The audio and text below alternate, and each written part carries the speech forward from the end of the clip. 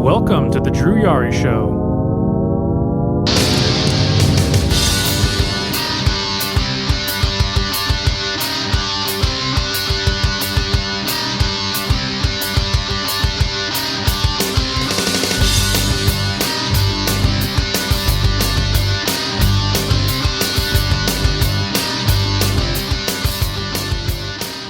Hey, what's going on, guys? It's 8 p.m. It's Wednesday. Season premiere.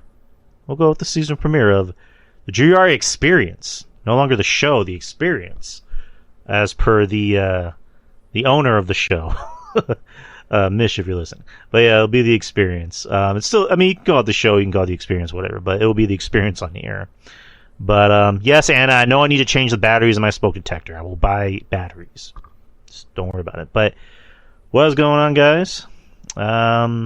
Episode 300 was last week. Thank you to anyone that tuned in, that joined in and talked, and that supports the show, and that continues to support the show.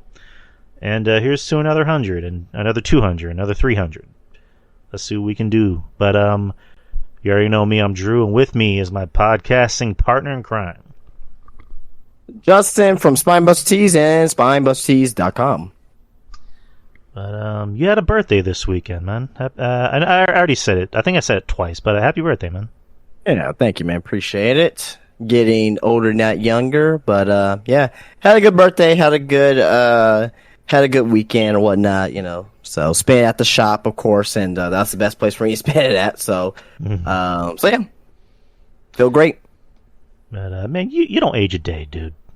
Like you literally look the same as you were back in middle school, bro. You know, black don't crack, you know. Certainly doesn't. I have aged. So when I have a beard, I look older. When I shave my beard, I look younger. But I don't know. Maybe that's something that you may want to consider. I don't know. What, being black? That was a bad no, joke. maybe shaving. Yeah.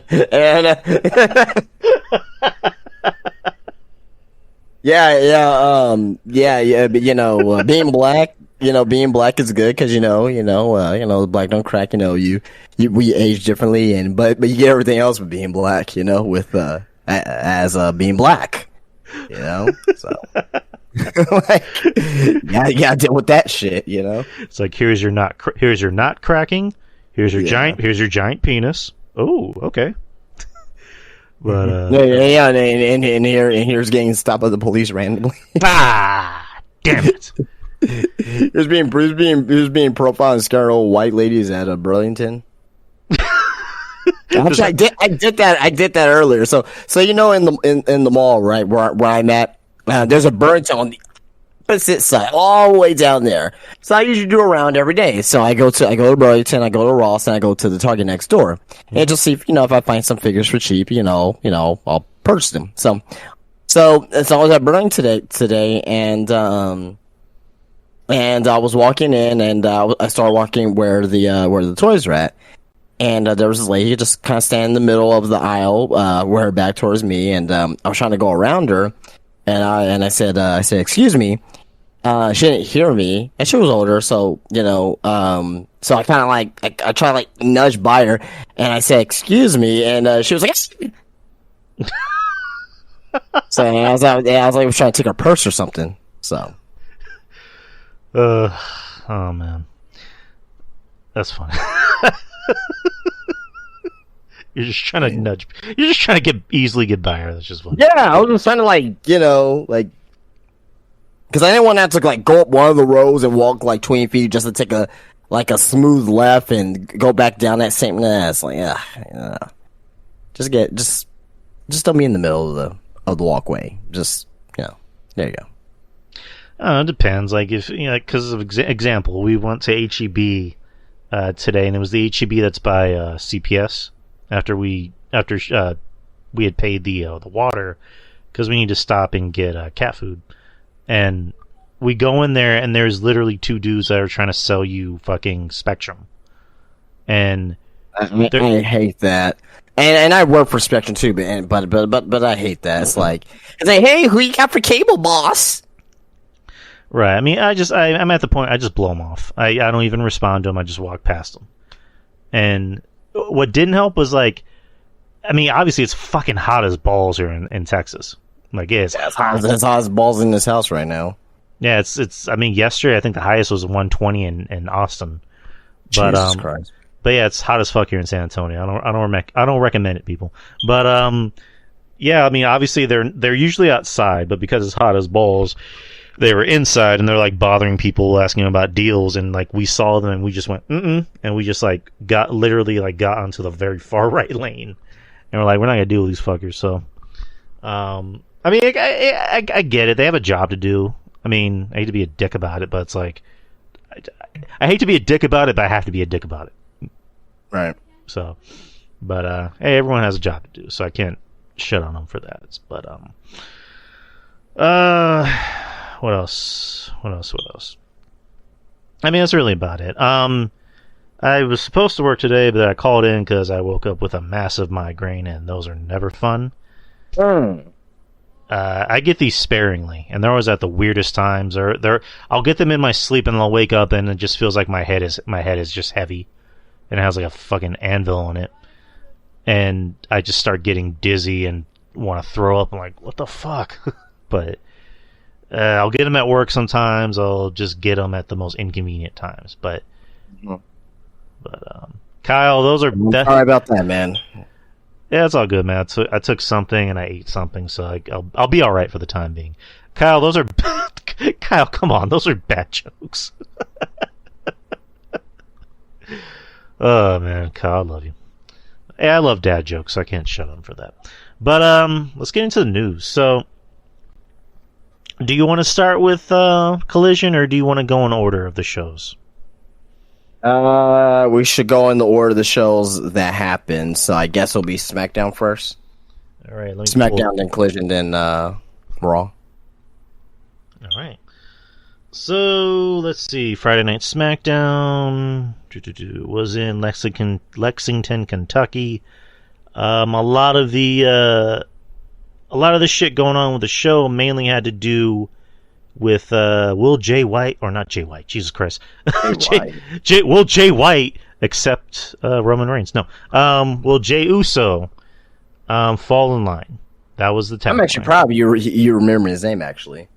I mean, I know names. I know names. It's like, who's Kenneth Omega? Is that his name? But Mexico, Kentucky. No. Jay Uso. Will he fall in line? And a lot of the show was really riding on that. So the show opens with the bloodline, minus the Usos showing up with Roman, Solo, and Roman Reigns, and they just completely give Kayla Braxton the cold shoulder, and Paul Heyman just gives her the stink eye, which again is Paul Heyman just doing Paul Heyman things.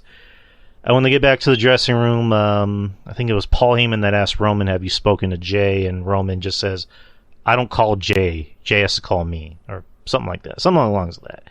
And he tells Paul, go find Jay. So he goes up to Jay, and then he's telling Jay, I'm sorry that happened. But that just shows you who your brother really is. And then Jay says, I'm sorry, too, that when I'm in the bloodline, you out. So... And then there's a funny bit where Paul Heyman came back and Roman said, "Did you talk to him?" And then Paul just kind of shakes his head, and Solo just like approaches him, and you just hear Paul go, "Ah!" He just like runs off. So that was classic Heyman. And Solo turns to Roman and says, "You want me to do something about it?" And Roman goes, "We have all night." And as we're getting to the last bit of the night, Jay's walking. He's taking that green mile to Gorilla, and then Sami Zayn just happens to be sitting on one of the boxes, and then just gives him the nod. So Roman comes out with Solo and Paul Heyman. Jay comes out and just gives him the usual spiel of, I'm grooming you to be the next tribal chief, yada yada yada. And then Jay tells Roman it's either me or him, and points at Paul Heyman. And then Roman says, "No, when you're the tribal chief, you can pick any wise man you want. This is my wise man. This isn't the bloodline's wise man. This is Tribal Truth's wise man. And then, Jimmy comes out and just basically says the same shit. Just, he's trying to use you. He's manipulating you. He's not your brother. I'm your brother. And then Roman turns to Paul and just says, I didn't want to say this, but when you were going to be my right-hand man, Jimmy was against it. And then Jay turns to Jimmy and says, is that true? And Jimmy says, yeah. He's like, I stepped up while you were injured. All our life, it was always about you. You were the older brother. You were the prom king. You were the All-American. But it was always, and he used his real name, Joshua. He says, Joshua, listen to your older brother. Do what your older brother says. But you know what? You know what that means? You out. And the whole place just kind of has this hush of like, oh, no. And then he gets close to Jimmy and goes, which means I'm out too. Super kicks the fuck off out of Roman. The whole place goes nuts. I went nuts. I'm like, ha! There we go. And then they super kick Solo. And then Roman's getting up just pissed off like, what the fuck? Like, who the fuck do you think you are? And then the Usos super kick him again. And that's how the show ends. So, the Usos are out of the bloodline. I mean, the bloodline is not technically over. I mean, you still got Solo. I mean, I know Paul Heyman's, alluded to that they can just go find some more members. I mean, there's a lot of Anuas wrestling out there in the wrestling business. A lot of Samoans close to Roman, related to Roman. Umaga's son is going to debut soon for Reality Wrestling in Houston. So. And that's Booker, and that's Book's promotion, right? Yep. Okay. And so then if he's in Reality Wrestling, chances are could come San Antonio and do a show or two. Maybe we'll see. Never know. And then you got Tama Tonga and his partner. I mean, WWE apparently is looking at them. Yeah, Tonga Wolf and Tama Tonga. Yeah, yeah, they're not. From what I know, they're not going to be at Forbidden Door. Nor should they. Right. In my opinion, because I'm trying to logically think about this. There's a slight chance, seeing what I saw tonight so far on Dynamite, there's a slight chance, but I don't think it's going to happen. Right. And then, the obvious name, Jacob Fatu, but he's still with MLW. And he's the wild card for obvious reasons. But you have a lot of choices out there. I mean, keep this bloodline thing running. Like I'm at the point where I'm kind of sad that it looks like it's almost over, because I think it's clearly the best thing in wrestling right now. Yeah. I mean, they've been having a store going for 3 years, so I mean, how much orange juice is left in the orange? You know what I mean?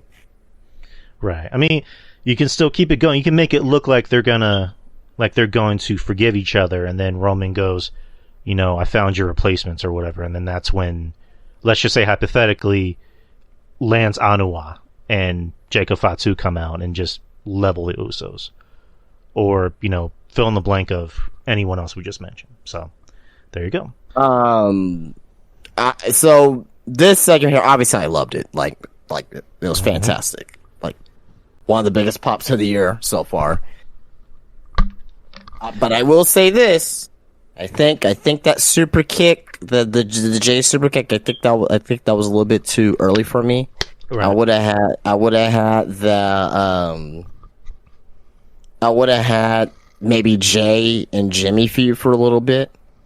Right. You know what I mean? So that way we get a little bit more out of the storyline. Maybe do Jay and Jimmy at Money in the Bank or something like that, right? But then again, it's like, okay, well, where does Roman fit in? Because he needs to have a match in London, right? You know what I mean? So I see why they did it, but if I was writing it, I would have figured something out. I would have done, or maybe I would have just done Jimmy versus Roman, at Money in the Bank for the title. Obviously have Roman win, obviously, then lead to maybe Jimmy versus Jay at the next pay-per-view, and so that way you can be able to continue the bloodline storyline without Roman involved. You know what I mean? Then eventually have something to where where Roman does something to Jay, or Jay finally realized, like, okay, you know what? Hey, I need a, you know, I need my twin brother, right? You know, and they try to bring Solo with them, but Solo doesn't go with them for the time being, and you know, and go from there. But overall, segment was fantastic. I mean, it was great. I mean, the rest of SmackDown was a show. It wasn't, you know, anything. It wasn't bad. It wasn't great or anything like that. But it was just a show. But yeah, no, fantastic segment. Can't say enough to what it is. You know, we gotta appreciate this storyline. You know, there's some people who are like, they're getting sick of the storyline.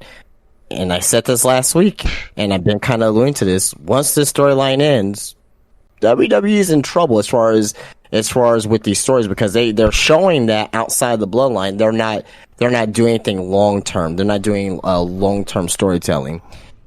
So they need to start utilizing, you know, some long term stories in what they're doing. You know what I mean?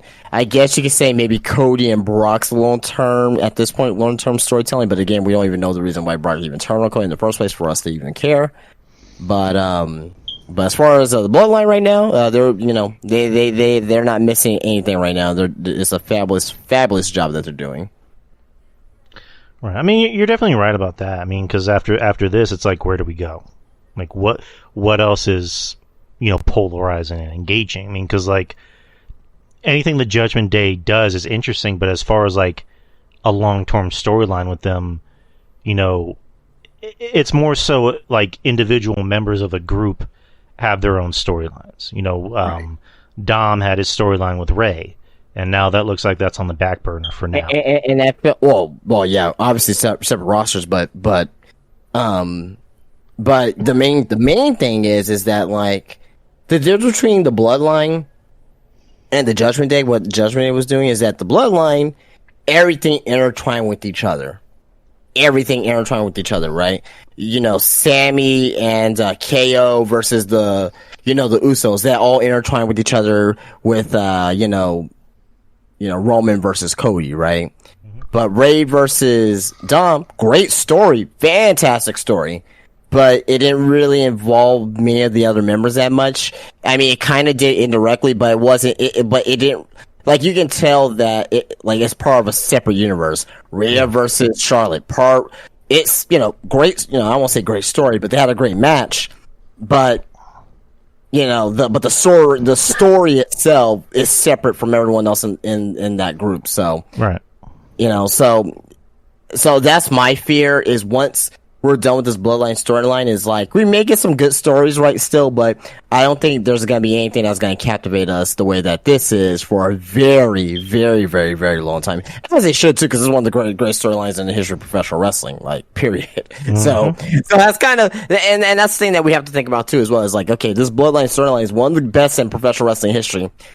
Maybe it's a little bit unfair for me to expect something as good as this. You know what I mean? But, you know, do I expect something as good as this, the next major storyline in WWE? No. But I just want something that's captivating. Doesn't have to be as good as this. I don't expect it to be as good as this. I just want to be captivated. I just want to have something to talk about. I don't want to come on here like, oh, well, you know, we have another Raw. And it's like, well, they're kind of advancing this storyline here, I guess. You know what I mean? So, but yeah, I just want something that's captivating week to week. I mean, it's like watching a movie, and then one of the sequels is like really fucking good, and you're like, all right, wonder what they're gonna do for the next movie, and the movie's just like, it's okay. Like, I mean, we at least want something that's engaging. We're not hoping it's gonna top it. Are you saying from Skyfall to Spectre? Sure. Like, hey, you're the James Bond guy, so I'm just gonna. Yeah, no, Skyfall is basically fucking. Is fucking the Dark Knight, but James Bond. That's pretty much it. And then Spectre's like, I don't know, Batman and Robin. It's like going from the Dark Knight to Dark Knight Rises. Not Batman and Robin. Yeah. I mean, I like Dark Knight. Other than Batista, I didn't like Spectre. I mean, I like Dark Knight Rises. I know people shit on Tom Hardy's, Bane accent, but I still enjoy it for what it was, but it wasn't. I thought it was good. Yeah, it wasn't Dark Knight. It might have been a little long, but that's just me. Yeah.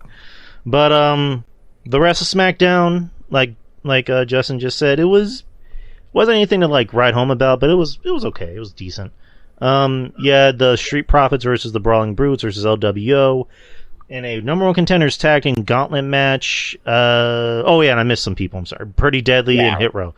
Pretty Deadly, Hit Row, the OC, Street Profits, and Brawling Brutes and LWO. Pretty Deadly won. So they will face the tag team champions this Friday or next Friday, or are they going to face them at the pay-per-view? Not pay-per-view. It is next Friday. Or this Friday, I'm assuming. No, next Friday. Next Friday. Because is next Friday going to be in London as well? Yes. So is it going to be a tape show, I'm assuming? No. Okay. All right. So the match was a decent match. It was fun to watch. I like Pretty Deadly. They've kind of grown on me a little bit.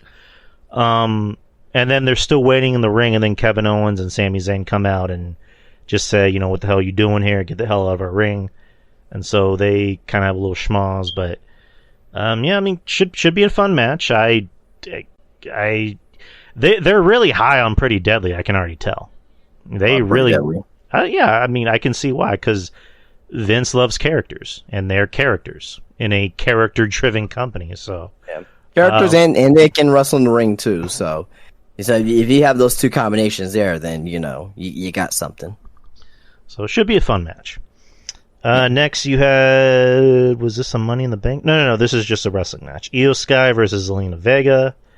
Zelina Vega won. Let's see. Oh, yeah. Bailey caused a distraction. And she caused a distraction. Then there was a promo backstage where... I think Shotzi was backstage with Bailey and... Yes. And Io Sky and Io was like, "Oh, Bailey accepts your challenge to Shotzi," and Bailey's like, "Why'd you do that for?"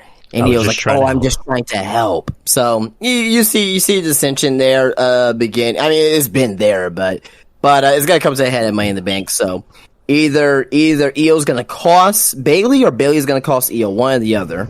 So what do you think would be the more logical thing for this storyline?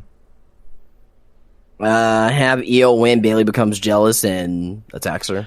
Well, I mean, I was saying for Friday, like, do you think for this storyline it makes sense? Shotzi's gonna win. No, that's what I meant. Like, do you think Io, like, inadvertently cost Bailey the match and Shotzi? It's gonna be the same exact thing that we saw this past week. It's nothing. It's the same. It's gonna be the same type of match, but except for this time, Shotzi is gonna get help inadvertently from Io.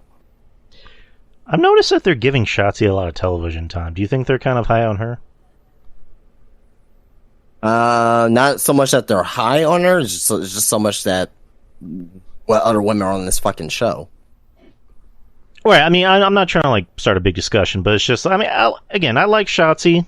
I know she has a lot of work to do as far as like in-ring presence. I think she's someone that if they really put the gas behind her, she could be something. As far as like what that something is, I'm not trying to say like, main event of WrestleMania, but just like she can be like their Lita.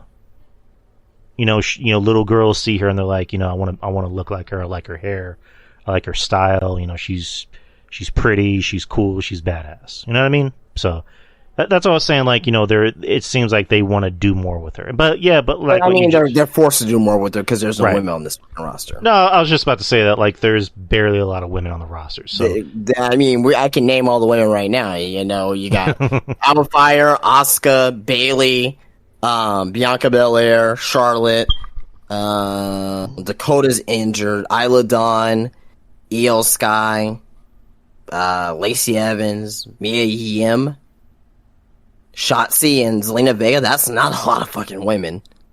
Yeah, I know. But again, I get point being, I guess for me, is just I like Shotzi. So hopefully she gets better. Yeah. I like Shotzi too. I mean, I mean she's. I mean, if you put her in a ring with a fucking independent wrestler, I mean, Shotzi's gonna look like fucking Ric Flair out there. So, but in comparison to her colleagues in WWE. I mean, she does have some work to do. You know what I mean? But as long as she continues to get better, shows improvement. She obviously has a passion for it. So, All right. Next, you had the Grayson Waller effect, which Charlotte Flair, and then Bianca comes out. Bianca wearing a really nice outfit. I'll say that. She comes out and pretty much just said, "I'm done being nice. I never got my rematch." And, I didn't hide for 3 months like you did, telling it to Charlotte. So, I mean, it kind of seems like they're being very careful with what they want to do with Bianca, because on paper, it seems like they want to make her into a heel. But, again, they're being very apprehensive because she's what John Cena was for them. She's the one doing Make-A-Wish visits. She's the one, that little girls look up to. So they want to be very apprehensive about how they present her. And again, love Bianca. I think she's amazing. I think she's awesome. I've been saying this for a while. She's grown kind of stale. And you look at her gimmick, it's very heelish, because she calls herself the best, the EST, the greatest, the toughest, the baddest, the roughest. And it's just like, baby faces on paper aren't supposed to talk about how great they are. So will they make her a heel? I don't know. I think they should. Or maybe they should just give her an edge. But what do you think? I mean, we talked about this ad nauseum already. I mean, I think she's going to turn heel soon. I mean, they're kind of starting the process of this. And, it's just going to be a slow burn with it. But, yeah, she's going to turn heel eventually, so. What's your whole opinion about Grayson Waller and how they've been handling him on the main roster? He's doing fine. He's fine. I mean, he doesn't need to wrestle every week. Build him up as your SmackDown's Miz per se, and get the show over. And he's gonna have his matches in there. He doesn't need to wrestle every week. So I'm fine with it. All right, he's fine. He's fine in his role. Like he's basically the shit stirrer. So next you had AJ Styles and Michin. Versus Karrion Kross and Scarlett in a mixed tag match. Kross and Scarlett get the win. The match was 3 minutes? 3 or 4 minutes? And there was a spot in the match where Scarlett tries to flirt with AJ, and then AJ takes off his glove and says, "I'm married, bitch." And it's funny because I never heard AJ say bitch before, because AJ is supposed to be this good Christian guy. So I don't know. But don't say bitch in TNA. I don't know. Apparently, I correct me if I'm wrong. I think there was a Ring of Honor video or a indie video where he called somebody the F word. I don't know. Maybe. I don't know. AJ had a pass back then, with the gay community video. But I digress. But he does that, and then Scarlett, I guess, blows some red mist in his face or red dust in his face, and Kross, gets the win. He has a new finisher. It looked nice. I like it. Yeah, I liked it. It was a mix of a pump handle slam and an F5. Yeah, F5, yeah. So it's funny because he put on Twitter, that he was asking the fans, what would you want to call my move, and I just threw out some names. I think I put Age of Apocalypse or something like that, and he liked it. So Kross is very fan friendly on Twitter. So he is. I like Kross. What? We all like Kross. We just want him to do better. Not to say he's sucking in the ring entirely, depending on who you put him with. I mean, he's in there with AJ Styles, so it looks again like we just were talking about with Shotzi. It looks like they still want to do something with Kross. They had him go over AJ, so that's good. We're happy for Kross. God knows we need more stars. All right, and he had Rey Mysterio come out to talk about his new best friend, Santos Escobar, and Santos shows his appreciation for Rey. Out comes LA Knight to pie face Rey, and LA Knight and Santos have a match. Santos gets the win after LA Knight tries to win dirty and then reverses that and gets the win. So, do you think Santos needed to win that match?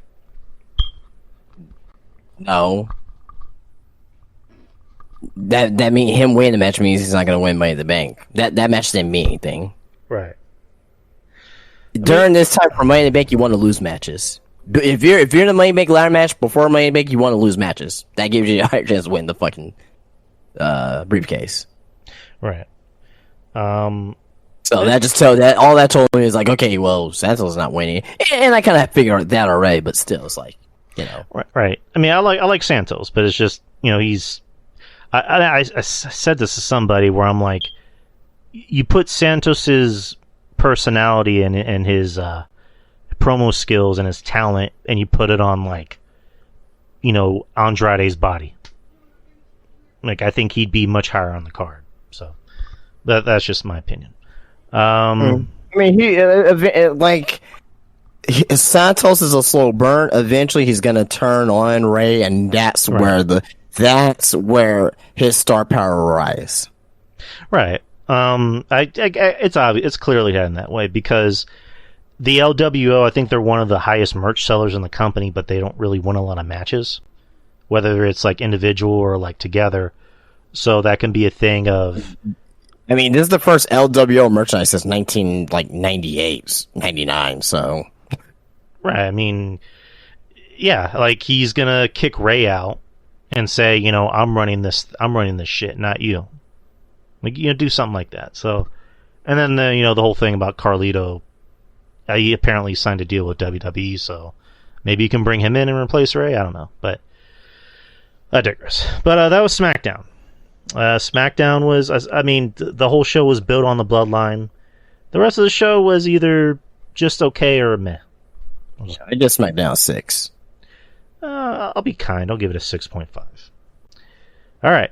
Now we're moving on to the big news of the past week. Collision. AEW Collision debuts on this past Saturday, June the 17th.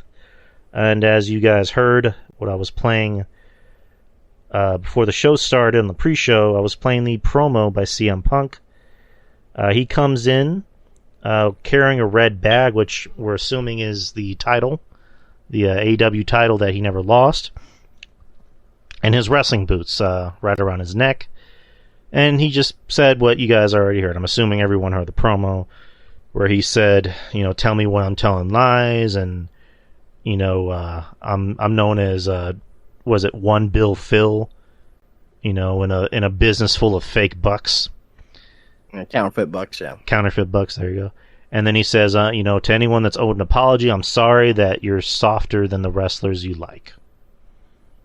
So, it's funny because CM Punk took shots but didn't have to, go too scandalous with it.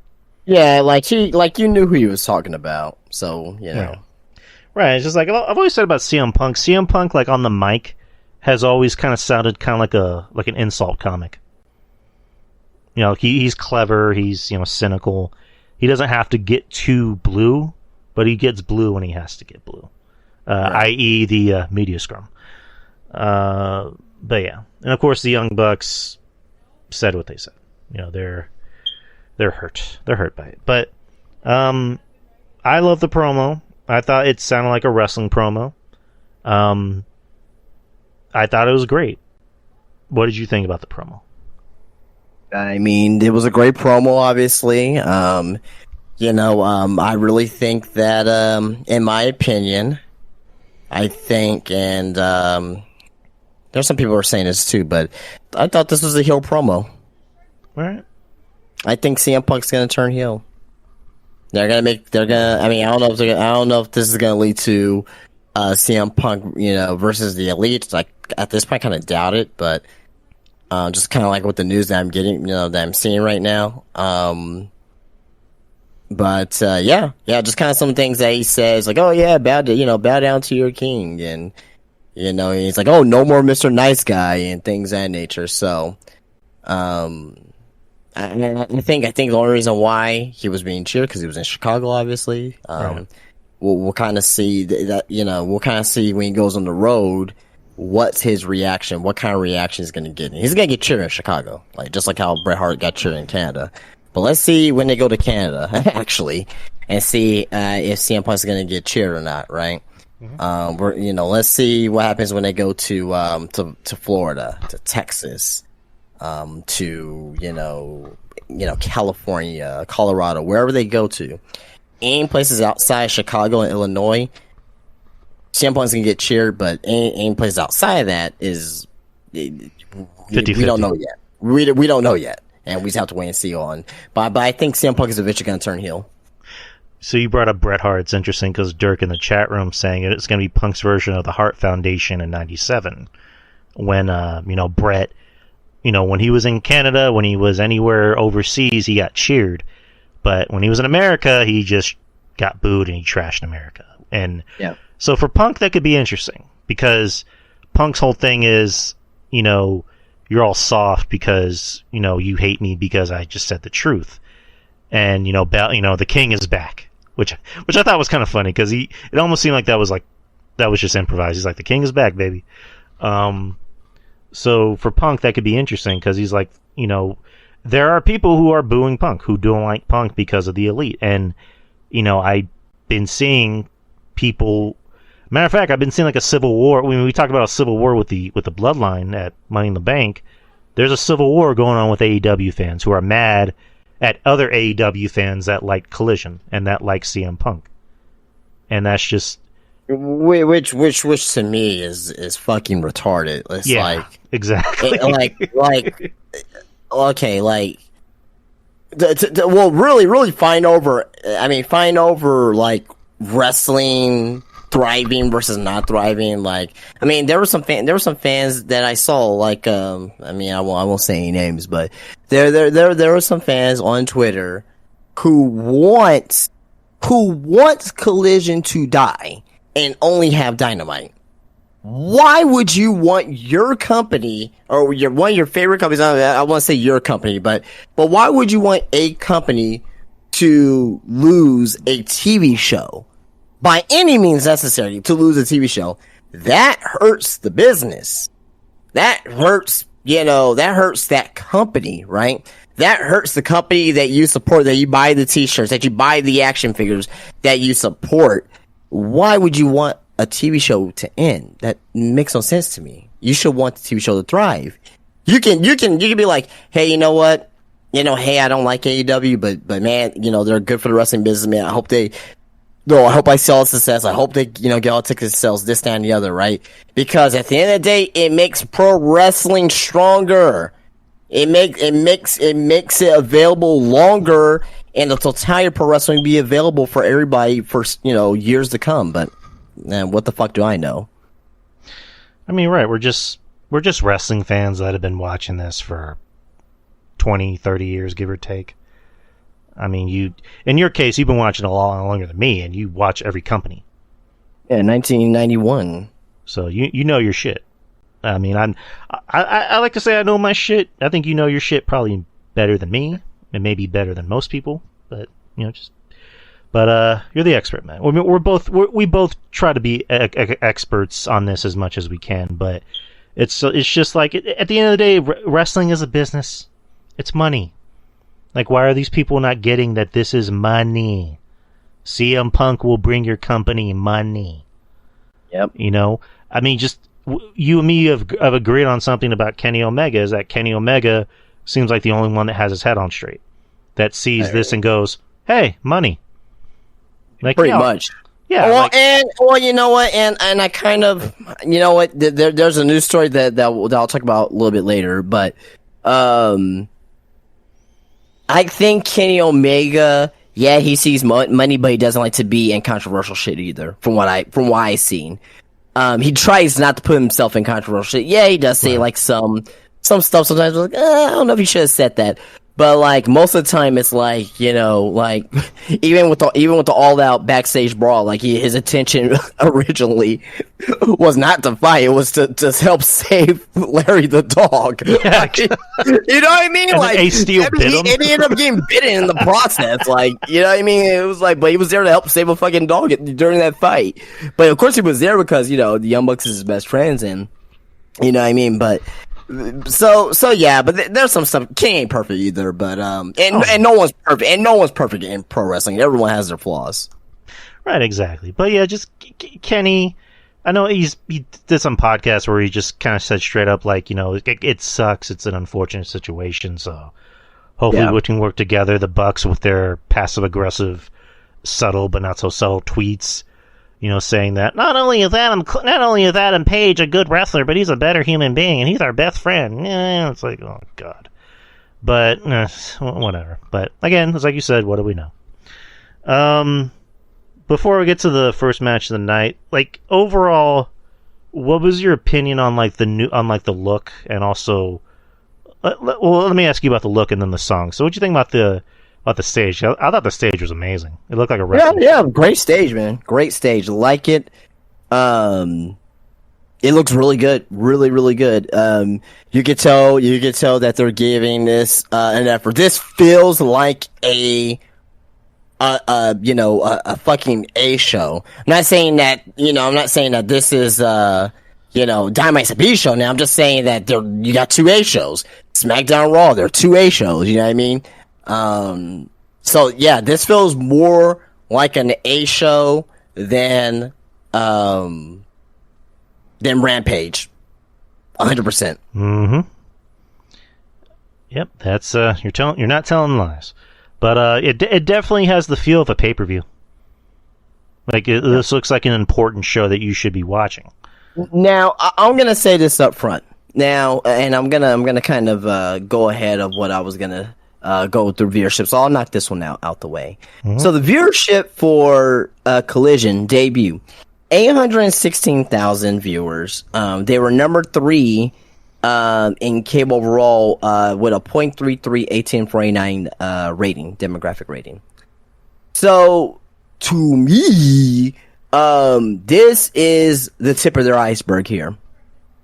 If I don't see it being in the 800,000s every single week. I think they got this viewership, and I was kind of surprised that they didn't get to 1 million. But I know that Tony Khan and Warner Bros. Discovery is damn happy about it. If you're number 3 on a Saturday, right? During the summer, that's good. The only thing I'm worried about, again, WWE pay-per-views, college football when it comes back. What does that do to the ratings, right? But going forward, I will say this: 650,000. If they get 650,000 every week and above, TNT, Warner Brothers, they should be happy about that, right? If they go below that significantly, like in the 500,000s, then that's a little bit cause for concern. Mm-hmm. But we'll have to see where they average out every single week and go from there. But I wanted to bring that up first because I know a lot of people are going to be like, oh, 860,000, that's a failure. Well, that's not really a failure. Or even starting next week, right? Like if they go down, to 600s or 700s, oh, they lost viewerships. Yeah, of course, it's the first fucking show. And everyone's going to be watching every week. I had people that came into the shop that didn't even watch AEW, doesn't even watch AEW, but they watched Collision. So, I'm pretty sure that they may not, keep watching, or maybe they will keep watching. But they are going to lose viewers, and they are going to have that. Just don't think about it as, oh man, they lost viewers. Oh man, CM Punk's not a draw. You shouldn't look at it like that. Right. I mean, I think we expected it because we talked about it, where it's like they're on Saturday, so you're not going to expect them to get 1 million on the first try, like regardless of who's on the show. With no sports on for the time being, they could probably be in that steady 700 to 800 range if they're lucky. With the way the show was booked on Saturday, just keep it up. You have a good show already. But like you said, once college football comes back on, once the NBA, the NFL comes back on, that's going to be tough. And then also WWE running pay-per-views on Saturday. So. Before I get to the next question I had for you was, do you think eventually they might consider?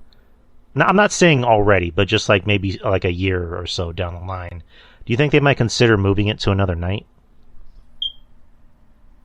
No. Okay. I think this is what Warner wants. Okay. Trying to think here. And logistically for AEW makes the most sense for their tours as well. Mondays, no. Tuesdays, no, because of the NBA. Wednesdays is Dynamite. Thursdays, no, because of the NBA.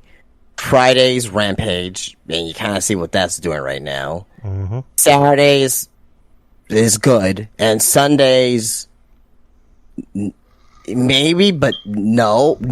Sundays is worse than Saturdays. Now I'm thinking about it because of the NFL. Mm-hmm. So if you do the NFL, yeah, no, that's not it. I think Saturdays is a good spot for them. Potentially Fridays, and I said this last time, if they are live. If they're live, okay, Fridays. If they're not live, I don't want to see it. I don't care. It has to be live. If they do Fridays for Collision. Yeah, you're definitely right about that. And also just like the intro song is Saturday Night by Elton John, which kind of keeps up with their theme of wanting to use like classic rock, which I'm fine with. I mean, I know some people. I love Elton John. And I love that song, so I have no issues with that. Oh, I fucks with Elton John. I love him. I thought it fit because it kind of fits. Again, it fits the theme. Saturday Night's all right with me, so fine with it. Now, one thing about the intro. Now, I don't think a lot of people didn't bring this up, but I noticed these things. Obviously, Elite wasn't in it. Who? The Elite was not in it whatsoever. Oh yeah. So that should tell you something there. Yeah. So I mean, and you got CM Punk, who came out on Dynamite tonight. So CM Punk's okay to be on 2 shows, but the Elite's only going to be available on 1 show, which would be Dynamite. Yeah, that's the way it looks. I mean, as I'm looking at it right now, that's the feeling that I'm getting. So, I mean, I guess there's not a roster split for the time being, or there's just not one at all. I don't know, but there's a roster split for certain wrestlers. Yeah, so, like the Andrades and the Miros and the Thunder Rosas, they're going to be on Collision. And CM Punk can do whatever the fuck he wants. Well, I mean, he has the biggest star, so. I mean, I'm fine with it. Hey, give CM Punk whatever he wants. All right, first match of the night, AEW TNT Championship match, Wardlow versus Luchasaurus.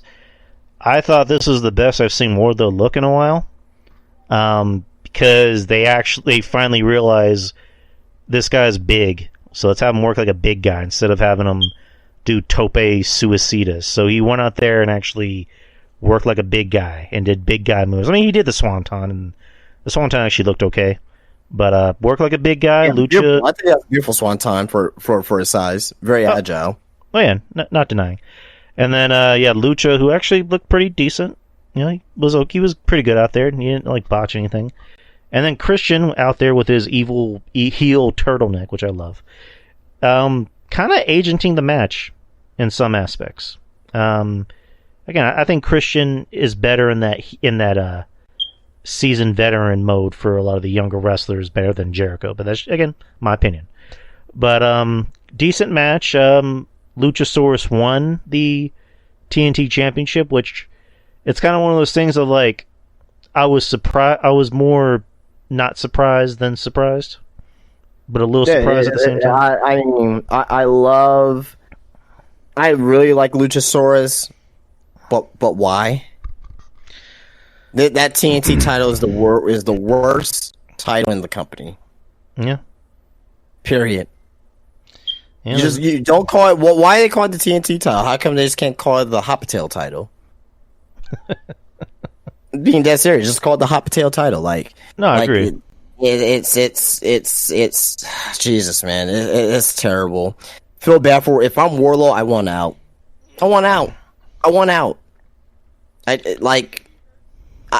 don't care. I mean, he looked good. I mean, the match was good. I thought the match was good, but I will want out. Period. Like, it doesn't matter. It doesn't matter. This title, man. This is gonna lead to Christian winning the TNT title from Luchasaurus, because I see Christian or Luchasaurus turn on each other. Because just how Christian's reaction, when Luchasaurus won, basically just took the title off of him and held the title like if he won it. But yeah, it's bollocks. It's stupid. No, and I love Wardlow. I mean, he has that connection to Cody, so I mean, maybe that can mean something for him down the line. But yeah, Wardlow just, last year he was over, and now it's just like, what happened? Like, what the fuck happened? I mean, we know what happened, but what the fuck happened? But here's hoping that he finds success somewhere else. Dirk is saying MJF happened. Yeah, I guess you can make the case for that. But next you had Andrade El Idolo versus Buddy Matthews in a really good match. Really hard-hitting match between two guys who are swole as fuck, but can do the moves. I thought it was the best match of the night. Yeah. One thing I noticed about this show that sets it apart from Dynamite, again, these are just my opinions, is that everybody on the show was selling. And by selling, I mean they were selling. Like, they were selling like you would do in a wrestling match. And Idolo or Andrade and Buddy were really selling in this match because they were beating the shit out of each other. Like, there was a point where... This was in a match you saw in NXT in 2019. Oh, yeah. Or 2018. Like, Andrade got hurt, and then Buddy got hurt. And then I remember I was saying it because Mish made a chat room for me and Joey and Andrew Carlick because we were doing the show on Saturday. And I put in the chat, I'm like, are both of them, like, really hurt? And I forgot who said, I think it was Joe Numbers, who said, like, no, they're selling. Like, they're selling. That's what you're supposed to do in a wrestling match. You sell. And I thought I liked it because again, I don't want to sound like old man yells at cloud, but it's just, a lot of the wrestling I've been seeing, I haven't been seeing enough selling to the point where I'm just like, I'm used to it. It's like, oh. Well, I will say, sorry to interrupt, but so coming from Fightful, Sean Ross Sapp, because you know how this match had a commercial break. Mm-hmm. Medical attention during the first commercial break, they attended both wrestlers. So yeah, it was selling for sure, and I think it was maybe like 85% selling, but I think 50% of it, I think there was probably need to be checked on for a couple things. Don't know for what. I didn't get an update, but yeah, I just want to put that note in there in case if you didn't know that. I did not know that, so that kind of puts the kibosh on how I felt about the match, but it was still selling, and everybody else for the rest of the night was doing some good selling. So I thought it was a good match. Andrade won. Post-match, he goes up to shake Matthews' hand, and then the lights went out, and the rest of the House of Black came out and beat the shit out of him. That's the only part I didn't like about of the whole night. I didn't like that spot because that seemed like a Tony Khan thing of, the lights go out, and here we are. It's like, I don't know. The only reason why I liked it is because I know what's potentially coming possibly for Forbidden Door. Okay. And what was that? And I'll just go into depth a little bit here. If I'm thinking on what they're probably gonna do, it may be the House of Black versus Los Ingobernables. And basically that was the group in CMLL where it was Andrade, which was La Sombra, Naito from New Japan, and Rush. So they were a faction in CMLL, and then Naito took it to Japan, and probably like the most famous one, I guess the people that most internet wrestling fans know, where it's LIJ, Los Ingobernables de Japón, which you have Naito and Evil, who's now the former IWGP champion, and you got Sonata, who is the current IWGP champion, and not Hiroshi Tanahashi, but Hiromu Takahashi. So a well-known group in Japan. I think that's what they may be. I hope. I'm hoping that's what's gonna go down. Because they had a threesome, several years back versus this threesome here. And I think that'll be a good match for Forbidden Door if they do it. Nice. Next, you have the return of Miro against Tony Nese. This was, I don't want to say a squash match, 'cause I think it went on a little longer. I think it was like 5-6 minutes, maybe 7. But Miro came out. Miro looked great. This is the Miro I've been wanting for the longest time. He came out and destroyed. He crushed. And Miro's back, baby. Good to see him. They even did the masturbation celebration too, so I was all for that. Nice. All right, and next you had women's tag. You had Toni Storm and Ruby Soho versus Willow Nightingale and Sky Blue. Sky Blue is the hometown girl.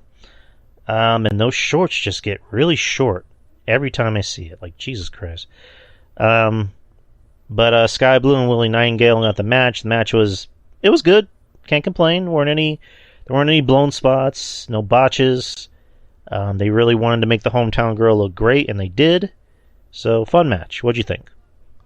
Yes, same. I think you're a little bit higher on the match than I was. I mean, it could have been a lot better, but I'm not gonna 100% shit on it. But it was passable. It was passable. Right. Next, you had the Acclaim come out and talk a little bit of shit. And what the fuck did they say? They basically just said, AEW stands for AEW Acclaimed every Wednesday. Acclaimed every Wednesday. And they said Acclaim. They said Dynamite. They said Dynamite stands for Acclaim every Wednesday, and now on Collision it could be Acclaim every weekend. Yeah, so basically they just came out to talk. Nothing happened. I mean, Tony Schiavone joined them in a Collision scissor, in the first ever Collision scissor. That was pretty funny. Seeing Tony Schiavone do that. Yeah, I would have preferred Tony Schiavone not be on the show, but that's just me. But I love Tony. Yeah. I mean, he's the voice of my childhood. With his earring looking like Milhouse's dad, singing "Can I borrow a feeling?" Ugh.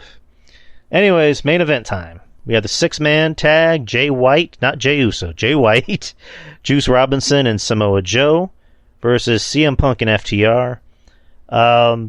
This match was everything it needed to be. It was fun. The crowd loved it. It was nice seeing CM Punk and Samoa Joe face off. I mean, maybe that could be CM Punk's. I don't know if that'll be his first feud or maybe a feud down the line, but hey, I mean, if you were a big ROH fan in the mid 2000s, then that tickled your fancy. But it was fun seeing them wrestle and go toe to toe. I honestly thought there was a point where, and this is just how my brain was working. I was like, so is Joe gonna beat? Is Joe gonna make Punk not tap out but pass out? And then that's how you kind of rekindle that feud of like, everybody was happy to see you, Phil, but I took everyone's hopes and dreams away. I made your ass pass out.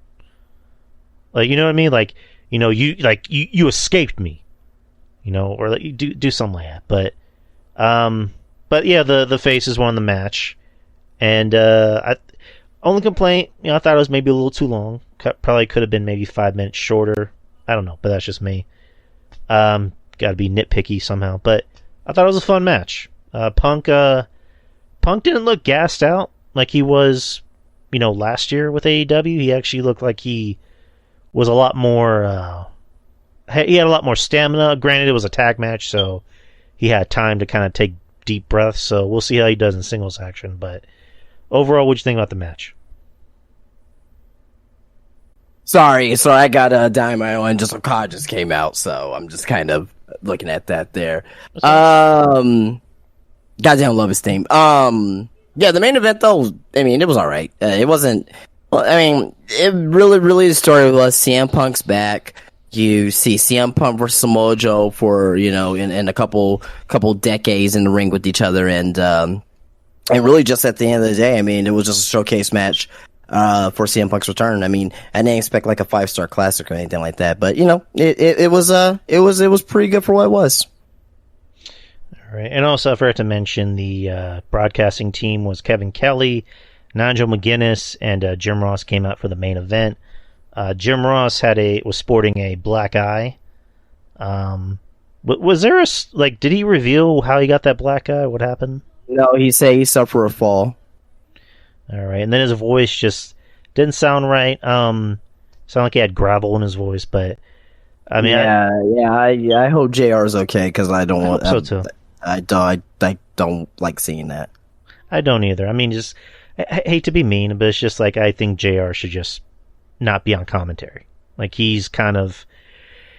This isn't the JR from 10, 15 years ago. So I think I was fine with Kevin Kelly and Nigel McGuinness because they sounded like a legit sports announce team. Like they were the commentary team for Ring of Honor for a little while too.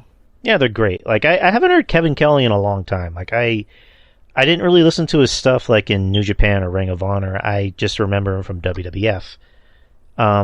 More so as in like an interviewer when The Rock, was telling him, stick it back in there, Hermie, like telling him to put his finger back in his nose. But he I really like what how he tells stories, like especially in New Japan, where it was like King Omega versus Okada, just him just like telling these stories and just make every move seem like they were like that important, right? And when someone like hits their finishing maneuver, like he, anytime when he says it, you definitely feel that it's over. Where he's all like, "One Wayne Angel," or like Rainmaker,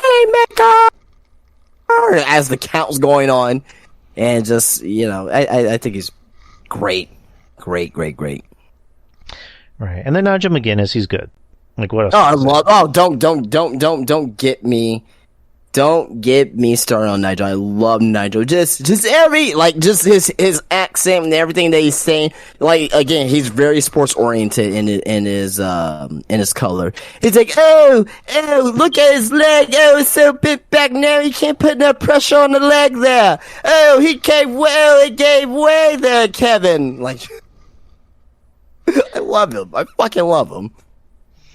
Right. Again, they sound like an actual wrestling announcing team and not just like one guy who has a mask and who just talks really loud and just everyone just talks over each other. Like the AEW announce team, and I don't want to make this an AEW shitting on festival from my part, so I'll just make it as quick as possible. It's like you got to get this off your chest. It feels like I got to, guys. I'm sorry. It's in my nature, but the AEW announce team on Dynamite. You ever watch Family Guy, right?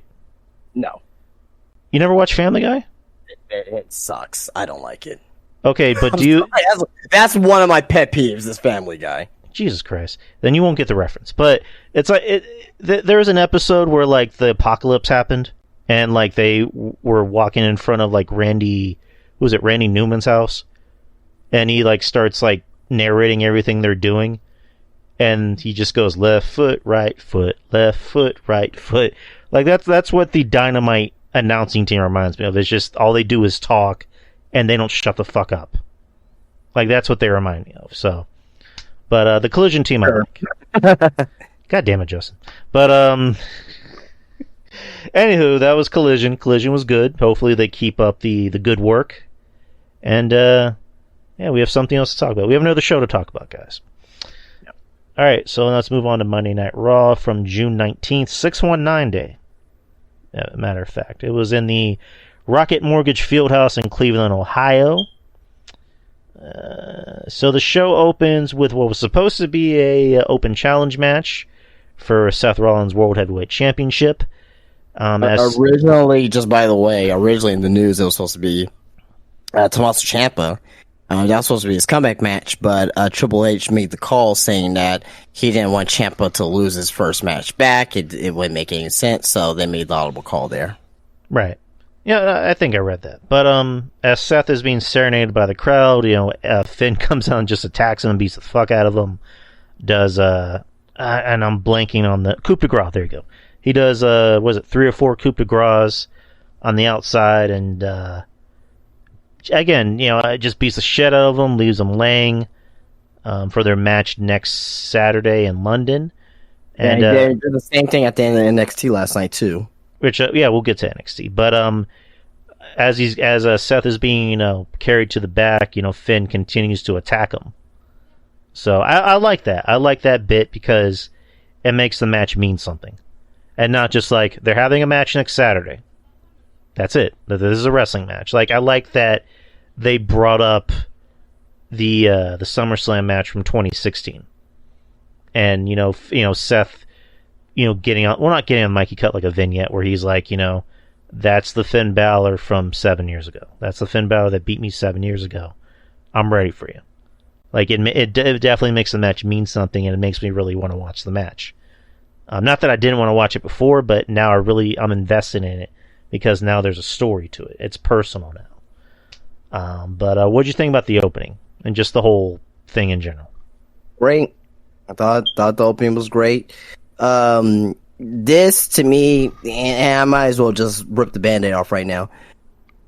The more that they are working on Seth Rollins' ribs, right? With the ribs, and especially after last night, the more that I'm leaning towards Damian Priest winning Money in the Bank and him cashing in the same night. Ooh, I didn't even think about that. And that would be perfect because Finn is saying that I'm gonna be the one to take the title off of you, and this, that, and the other. It's been 7 years, and obviously you have the thing with Damian Priest and Finn Balor, just a little bit of dissension there or whatnot, right? What would be the ultimate way to now having Damian Priest win? This is what I think is going to happen, but should Damian Priest win and be the World Heavyweight Champion? I don't know. Like, I don't know how the fans will react to it. You know what could happen? So, like, let's say Damian Priest wins Money in the Bank, and then, like, I was going to say Edge. Seth and Finn are having their match, and then obviously Seth wins, but, like, again, the whole point of the match is that Seth has, quote unquote, bad, broken ribs. And, Finn is working on the ribs the whole match, and then Seth barely wins. Like, right, barely, that's where I'm going, yep. Right, he barely makes it out. And then as, Finn is just pissed off and he's about to go to the back, all of a sudden you hear Damien's music come out. And Finn has this look of like, what the fuck? But at the same time, he wants to be supportive. But then as, Damien is going for the final blow, Finn kind of subconsciously cost Damien the match. Oh, no. I would hate that so much. Because that's wasting the Money in the Bank at that point. Well, I mean, I think that would get a lot of heat. You screw the heat, like screw the heat, like you're making that would make Money in the Bank more of the joke than what it is right now. So, like, you can't do that after what they did last year with Austin Theory. You just can't. No, you can't do that. I wouldn't like that. Now, if they would have, let's say Damian wins, right, and that sets now let's say Finn attacks him after the match. Again, I don't like that because that would kind of ruin Damian's moment, right? But I would understand it. I just think it needs to be like a evolution type of thing, where it's like, or even at this, a main event mafia type of thing, where when Sting was the world champion and Kurt Angle, he was being supported for only a short amount of time until he turned on Sting. It could be the same thing with this, where Finn is a little supportive of Damian Priest until he just loses it. He just wants the title because he's so incensed of becoming world champion. So do you think it could be I think I'm just repeating everything you're saying at this point, but it's just like, do you think it could be a thing of like Damian wins and then Finn gets pissed off at Damian and is like, why don't you come out and cash it in?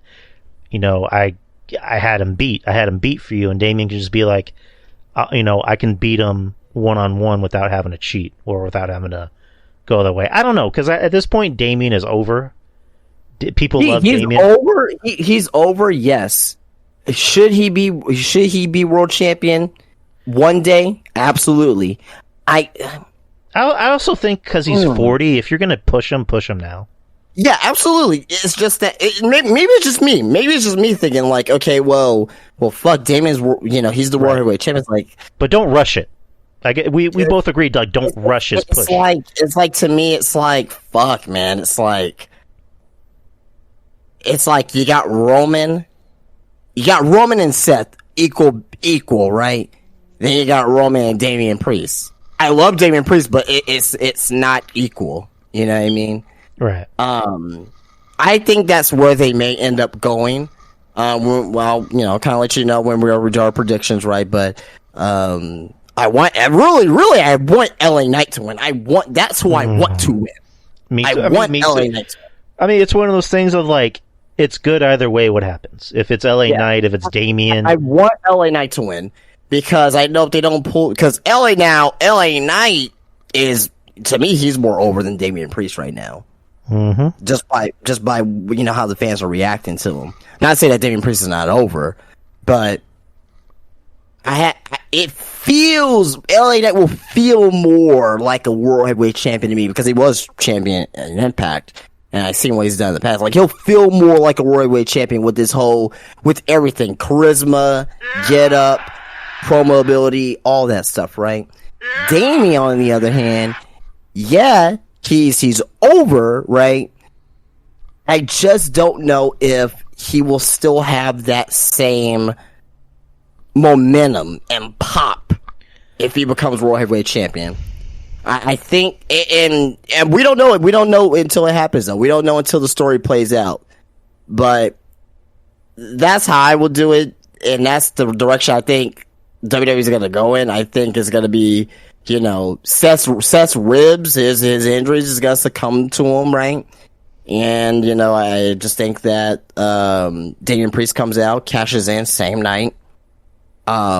Because I think after the match, I think Seth's probably gonna beat Finn on a bullshit roll up or some shit like that, and then Finn just attacks him after the match, and does like 2 or 3 or 4 coup de grace, and just fucking Damian Priest just comes out and cashes in on him. That'll be something, man. And plus it's gonna be in London too, and that crowd's that'll be a moment there, So I don't know. We'll have to wait and see what happens, but that's kind of what I'm thinking right now. Shit, if I already wasn't looking forward to this show, I'm looking forward to it even more now. Because you never know what the fuck's going to happen. But, alright, let's see what else happened on Monday Night Raw. Yeah, speaking of Tommaso Ciampa, The Miz came out, and supposedly he was going to be the one that answered the open challenge, his words in character. And then he makes his own open challenge. And out comes the returning Tommaso Ciampa. Miz happy to see Ciampa. And then Ciampa attacks him. And you can hear him talking to Corey and saying, not one phone call. Never got a phone call while I was hurt. And beats The Miz. So, again, good to see Tommaso back. Love Ciampa. I mean, I'm assuming we're getting a DIY reunion sometime down the line. Yep. Right. Next. DIY versus Sammy and KO. Ooh, okay.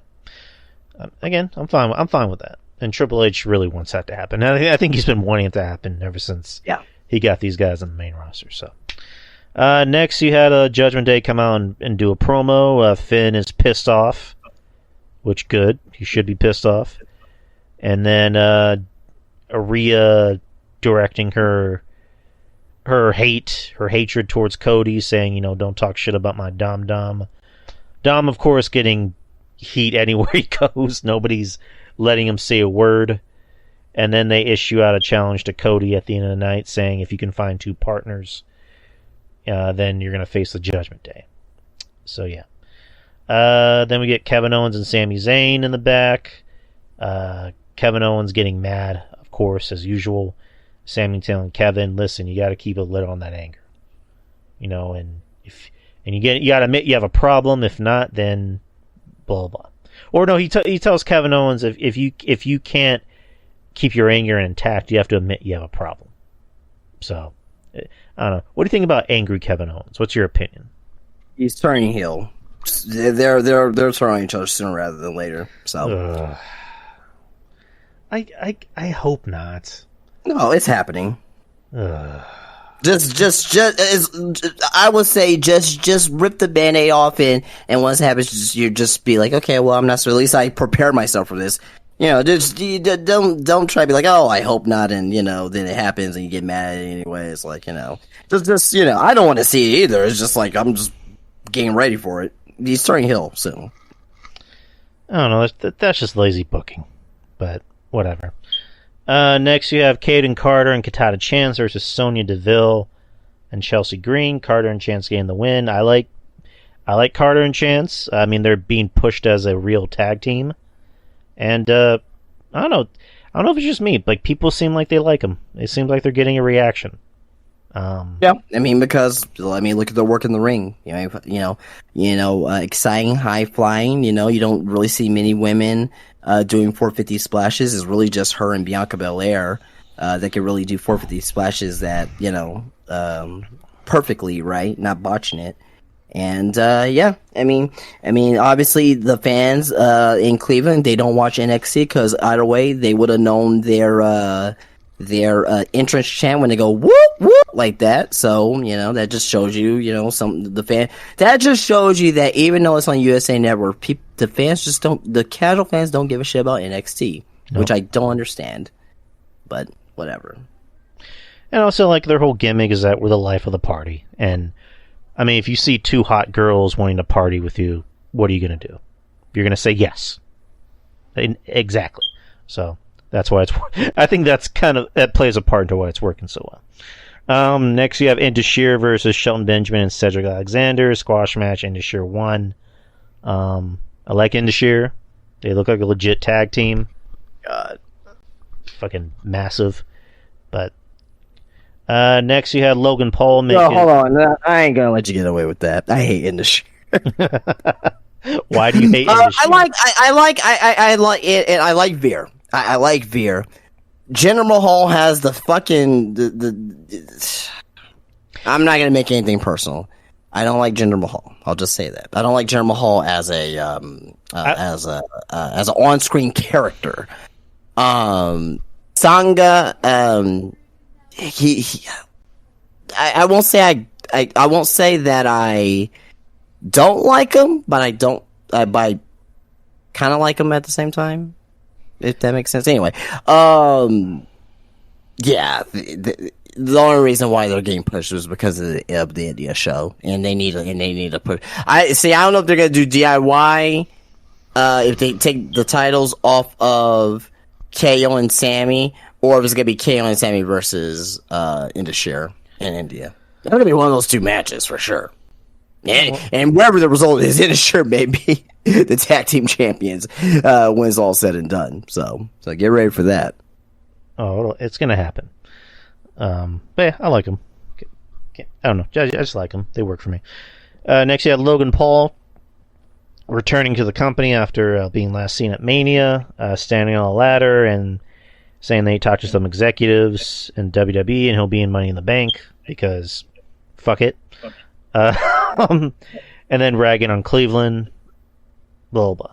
And then everybody else in the Money in the Bank, sans Damian Priest, come out to hype up the match, and then they all get into a big schmoz. No, everyone came out there but Damian Priest. He didn't come out there. No, that's what I just said. Oh, okay, gotcha. Yeah, did I use the wrong term? I said sans. Is that like the wrong terminology? I just heard Damian Priest coming out. That's all I heard. Okay, yeah, everyone came out but Damian Priest. I'm sorry, guys. Okay, yeah, there you go. Yeah, he didn't come out. So, which I thought could have been interesting if Damian Priest was right behind Logan Paul and just leveled him. So I'm pretty sure that kind of gives that kind of puts Damian Priest as the favorite, in my opinion. Yeah. See, there you go. I mean, why is everyone else out there but Damian Priest? That's just WWE telling you that he may be the favorite for this match, possibly. Next, you had Matt Riddle versus Ludwig Kaiser. Rewind that real quick. Okay. Logan Paul. I will say this. I'm excited for him to be in this ladder match because I can't wait to see what he does. Mm-hmm. He's great at what he does. Mm-hmm. Why does everyone else have to qualify but him? I mean, I'm just going to speak from him as a character because I guess it's one of those things of because because he's Logan Paul, he's a celebrity. So he doesn't need to do the work. If this was a real sport, he would have to qualify in some aspect. That just tells you that everyone else in this ladder match doesn't matter, and that you could just ask to be put into that's kind of like just asking for. That's kind of like this. It's kind of like a tournament going into WrestleMania for the tag team titles. You had like an eight team tournament, that spanned over a few weeks. And the team that won the tournament, they're the number one contenders. Then you have this new team that comes in for NXT. They just ask, like, "Oh yeah, we're a new team from NXT. Can we be in the tag team title match at WrestleMania?" And they just get put in. It's like, well, what happened to what happened to the tournament to all these other teams that that went through a whole bunch of shit to get into to get that opportunity. I just hate that lazy shit from WWE. If you knew that Logan Paul, this is what they should have done. In his hometown, they could have just gave Logan Paul, like a one-on-one match against somebody, right? Logan Paul versus someone else who didn't get the chance to make the main event as him as the last chance, right? They could have built this up during the entire night where he goes to Adam Pearce and he's all like, "Hey, I'm here. Hey, I'm here. Oh yeah, I heard. Why are you here, Logan Paul? Well, I want to be involved in Money in the Bank, and fucking I'm Pearce. Well, I can't just put you in. Everyone else qualified it, but they could have at least done that. And have him like do a match for like 5 minutes against somebody and just do that there. I wouldn't complain at that point in time. Because he at least earned it. This is not earned. This is just given to him, and it's like so fucking lazy WWE. Like I understand why he's in the match. I get it.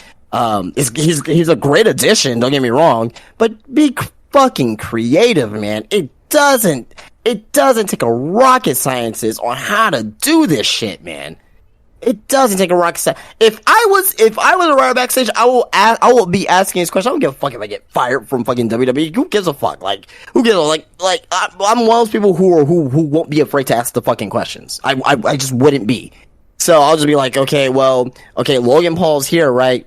Why is he getting this opportunity if he did not qualify? Like, I need answers. Why was Austin Theory inserted into the Money in the Bank at the last minute last year? Well, that was stupid too. I'm not defending that shit. That was fucking retarded too. Exactly. Yeah. Again, you can chalk it up to just being favoritism. Like, we like this guy, but we need for him to do something. So here we go. Lazy booking. I know it's lazy booking. That should be the excuse. That should. I mean that's the excuse. I'm not saying that you're excusing. I'm not saying, but I'm just saying that there, believe it or not, there are some people out there that eats this shit up, and they're like, well, it's okay because he's a big star. Like, okay, yeah, he's a big star, but have it make sense. Have it make it to where he actually deserves it. Like it. I don't know. It's. I can talk about. Like I'm fine with Logan Paul being in the match because I knew it was going to happen, but it's just like that was just again like you said last week. That was lazy. Yeah, it was lazy. Why he's in the match? Where it's like, yeah, I called somebody and they said I could. It's like, okay. Whatever. Anyways, moving on. Matt Riddle versus Ludwig Kaiser. Just a basic wrestling match. Riddle wins the match. Gunther attacks Riddle. And looks like we're getting Riddle and Gunther maybe at the pay-per-view or maybe before that. Gunther's definitely wrestling at fucking Money in the Bank in London. There's no doubt about that. Oh, yeah. He kind of has to. So that should be a good match. I mean, Matt Riddle, for whatever you want to say about him, he can go. Like, he can go out there and give you something. And then you got Gunther. Who's fucking Gunther? Like, Gunther can work with anybody. He can make or break. I really like Riddle. Oh, no, I love Riddle, too. Like, he, again, he seems like he has his head on straight. He's not, doing anything he's not supposed to be doing outside of the ring. I mean, whoever he wants to date is his business, but as long as he keeps his nose clean, his head on straight, that's all that matters. Come in here and do your job at the best of your abilities. So I'm happy to see Riddle is doing well. Not just in the ring, but also outside the ring. So, but that should be a fun match. Next, you had the Alpha Academy versus Viking Raiders.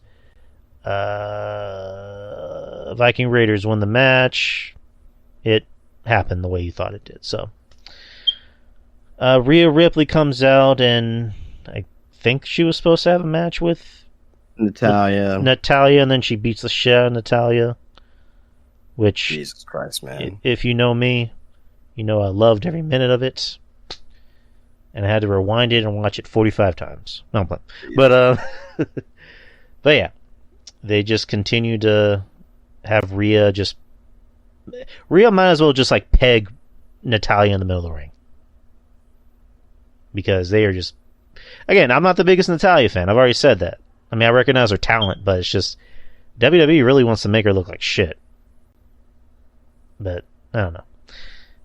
Anyways, next is the Money in the Bank qualifier match. I have a feeling that you have some feelings about this, because I did too. But Trish Stratus with Zoe Stark versus I was going to call her Raquel Rodriguez in the Money in the Bank qualifier. Before the match, Raquel called out Rhea Ripley, saying, that wasn't cool what you did to Natalya, and then getting right in her face, and then telling Rhea, when I win Money in the Bank, I'm cashing in on you. So I thought Rhea was going to get involved somehow, but she didn't. She had the match with Trish. The match was what it was. And there was a bit in the match where Becky came out to level the playing field by taking out Zoe. And then Trish goes outside to deal with Becky. And then Becky hits Trish. And then cost Raquel the match. So Trish won by disqualification. Now, I was assuming that Zoe was already getting involved because she was at ringside, but I was thinking, here's what I was thinking, was that they were going to find a clever way for Raquel to win, even though that's kind of weird to think about because Raquel's, big and she's taller than Trish, but Trish is also Trish. She's a Hall of Famer. People love Trish. I didn't think they were going to have her laid down clean, but I also didn't think they were going to have Raquel laid down clean. So I thought it was going to be a thing of like Trish gets distracted because Becky, is taking out Zoe, and Trish is like, what the fuck? And then that's when you have Raquel just take her out while she's not looking. But they just have Trish win by disqualification. So Trish is in the Money in the Bank. Yeah. So how do you feel about that? It's fucking stupid. Fuck WWE with this bullshit. Like, they make their baby faces seem like the dumbest motherfuckers on the planet. Why? If you hate Trish, if you hate Trish, why would you hit her to basically make her win and be in Money in the Bank? Like, if you really hate Trish, I would attack Raquel to screw Trish over and make Raquel win. Then afterwards you can tap your head, be like, hey, I'm smarter than you, right? Then like you see then you see like Raquel or whatnot. Raquel's all like, what do you do that for? And she's like, hey, I made you one, like. And then Raquel's like, oh, I get it. Okay, I got it. That was smart. Don't hit me again or whatever, right? Like, just move on, man. I can't even go on with this shit. It's fucking stupid. I'll move on. Next, you had Nakamura versus Bronson Reed. Good match. Not anything to write home very about. Good match. I mean, not very good, but good enough. Reed got the win. Reed starting to get some reactions. Especially when he does his splash. Yep. So, again, I like Reed. I like Bronson Reed. I like that he's getting reactions. Big boy. Thick boy. Yeah, good for Bronson Reed. And then it was announced that Kevin Owens and Sami Zayn will be Cody Rhodes' tag team partners. Dun dun dun. Because we didn't already know that. Main event time, you had the Judgment Day with Rhea Ripley versus Cody Rhodes, Kevin Owens, and Sami Zayn. Fun match. Can't really complain too much about it. Can't really write home about it either, but fun match. The babyfaces got the win after taking out Dom Dom. And yeah, what else can we say? But what did you think about the main event? It was a TV main event. Wasn't bad. Wasn't great. It was okay. I mean, it was just a TV. It was just a TV main event. It was. I mean, it didn't advance storylines. It didn't. It was good. I mean, it was fun. But again, like, what does it do for the story? Like, for any stories that's going on? Right. I mean, you got the Cody and Dom thing, but I get what you mean. Right, so that was Raw. Raw was decent. It was had some bad things. I would say maybe like a 6.5, 7, somewhere around there. Yeah, I think it's 6 for me. Yeah. Now we got to NXT, which is night 1 of Gold Rush, or week 1 of Gold Rush, if we're being technical. So the show opens with Wesley versus Tyler Bate for the North American Championship, with a special referee Mustafa Ali. I saw this a long mile away. Like Mustafa Ali last week was like, "Hey, how about I be special guest referee?" And they're like, "Okay." Again, dumb baby faces like, "All right." Like obviously Mustafa Ali was gonna do something screwing this match, which he did in the beginning of the match. Like he starts doing a fast count for both men, and then they look at him like, what the fuck are you doing? And then he does a slow count for both of them, and they're just pissed off at him. Maury's saying dumb babyface syndrome. Yeah, exactly. I mean, this is a good match. Later in the match, Mustafa starts acting like a referee. Good match between the two. I love Wesley. Can't say enough about him. I like Tyler Bate. Later in the match, Wesley is outside and he's about to be counted out. And then, Ali was like, I can't count him out. So he goes outside and starts slapping Wesley across the face. Like, you need to get in the ring and finish the match. And then he starts slapping around Tyler Bate to wake him up. And then Wesley goes for his kick, which looked like it was aimed at Ali, but Ali got out of the way. And then he, got Bate. And then Ali, counted the pin at a normal rate. So, yeah, I mean, we all kind of saw it coming. Ali's going to be the heel. He's going to turn on Wesley and then challenge Wesley for the title, which should be a fun match. But what do you think about the match? Yeah. I thought the match was fine, outside of Ali just being a cock. But I mean, I like Ali. I like Ali. It's just that, when you've been watching wrestling for 30-ish years, and you see how the match was set up, you kind of knew where it was going, right? Now, with that being said, I really enjoyed the match overall. Kind of the weird ending. I was like, okay, whatever. But this is gonna lead to a triple threat of some sort. So, all right. Next, Duke Hudson hosts a pep rally for Thea Hale. Thea Hale, she makes me laugh. She's so much full of energy. She reminds me of the I don't know if you watched SNL, the SNL skit with Sherry O'Terry. With Sherry O'Terry and Will Ferrell, where she has a lot of energy and she's really spunky. That's what Thea Hale reminds me of. Thea Hale, it's weird because she even said in the promo, "I just graduated high school last year." Yep. And you look at Drew Gulak and Charlie Dempsey, they're like, "Wait, did she just graduate high school last year? What did we get ourselves into?" So, but to your point, I love Thea Hale. I love her energy. I love her spunkiness. Professional wrestling is definitely her calling for sure. She's gonna be around for years with that type of energy. And she's only 19 years old, and she's, imagine her, 4 years from now, 5 years from now, she's between fucking 4 years old. Her career just getting started at 24, right? And once she turns 24 years old, she may be one of the best in the fucking business. Yeah. If she develops the right way, right? But she can, she has the charisma for sure. I'm very excited for her, to see what she could do in this match. Obviously she's not gonna win. She's not gonna be Tiffany, but I'm just kind of excited to see, where she goes. Her energy seems genuine. That seems like that's really her. Exactly. It doesn't seem like someone told her to do that. It literally seems like her. And I just like her facials. She's just so full of spunk. And then when Tiffany comes out, she just has that look of she's. I don't know. Yep. It kind of made me giggle a little bit. But Tiffany comes out, talking about her Tiffy title. And she gets in the ring, and then Thea puts her in her, what is it, an arm lock, I think.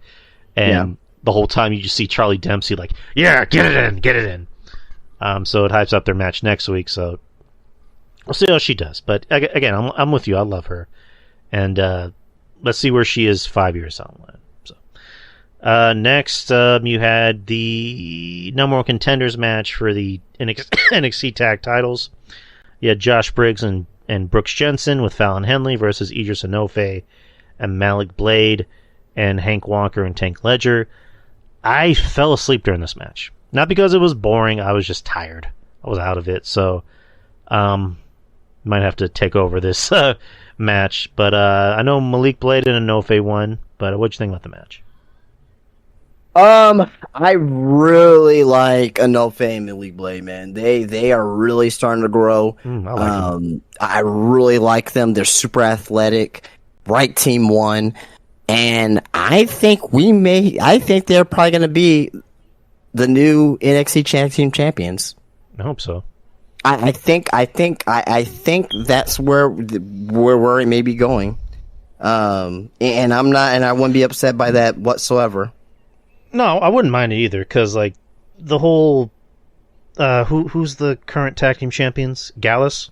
Gallus, yeah. Gallus boys. Yeah, Gallus I'm not crazy about. Like they don't really click for me the way they do for most people. Put it on No Fan Blade. That would be I mean they're both really good. They are both really good. They're entertaining. Again, they just seem like they're a natural team. Like when they talk, they actually seem like they're friends. It doesn't sound like scripted verbiage. They actually seem like they're actually legit friends outside of the wrestling. So, and I woke up in time for this classic: Cora Jade versus Dana Brooke. During the match, but Dana Brooke was, I guess she was selling an injury. You know what? I'm gonna actually say something nice about Dana Brooke. Ugh. I'm actually gonna say something nice about Dana Brooke. Hey, you know what? At least I can admit to something when you know. I know. You know, so I at least give me that. Now, her wrestling fucking sucks. I'm putting that out there. Okay, good. But I thought I thought the way she sold her ankle was pretty good. Wasn't great, wasn't groundbreaking. I thought it was pretty good. I was like, oh, look at that, nice selling. You know, when she did the back handspring and landed on her ankle, I was like, okay, she sold it. Okay, pretty good. Better than some other people I've ever seen. So, I mean, outside of that, the match was dog shit. Mm-hmm. But I thought she sold pretty well. Yeah, after 7 years of being on television, Dana Brooke finally did something right. Okay, you know what? I'll give you that. I'll side with you on that. She at least sold. She did something right. She sold. I'm going to be the big... I mean, I gotta give credit where credit's due. No, I'm siding with you. I'm agreeing with you. I'm going to side with you. Dana Brooke did something right. She finally did something right after years of mediocrity, after being on television for 7 years. She finally did something right. She still sucks. She's awful. She even put out a tweet. I have it right here. Because I think I replied to it too. She said, "Alright, I get it. Y'all think I suck. Thumbs up emoji. Got it. Noted. Awesome." And that's it. And you had people that... you had fucking Vince Russo, of all people, saying, you work hard. You work your ass off, bro. I'm like... and that's all I'm hearing from people that are all of a sudden Dana Brooke fans. That are saying she works hard. They've been not. Now all of a sudden they've been there. It's just these fucking people are fucking out of their mind. Right. It's just like, yeah. It's just like all I hear is like, you work hard. She works hard. She works hard. She works hard. It's like, yeah. To me, I'm gonna break it down like this: the equivalent of telling somebody they work hard when they really suck is that's the equivalent of like when you were a little kid. And you thought you were fat, and your mom said, "No, you're just husky." Like, that's how I look at it. It's like that's the nice way of saying that you're not good at your job. You just work hard.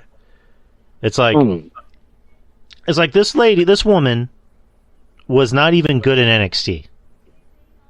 Like the first time I saw her in NXT was when NXT came here to the Aztec Theater in 2015, and I think she was in a match with Bayley. I think it was like a fatal 4-way or a triple threat. It was Bayley and Alexa Bliss, and I know Dana Brooke was in the match. I just remember seeing her going, "Yeah, this bitch is not good." And then they bring her onto the main roster and have her be Charlotte's lackey, and she sucked at being a lackey. Like, I remember there was a spot where she was trying to distract the babyface to help Charlotte win, and she even blew the spot. Like, she was even bad at doing the spot. And then over the years, it's just like they kept this bitch. Like, and she lost all her muscle mass. Granted, was that a medical condition? I don't know. I don't want to poke fun at a medical condition. I'm not going to do that. But it's just, and then there, again, the most recent spot of, like, when she was trying to high-five a little kid, and the little kid just blew her off. That's bad.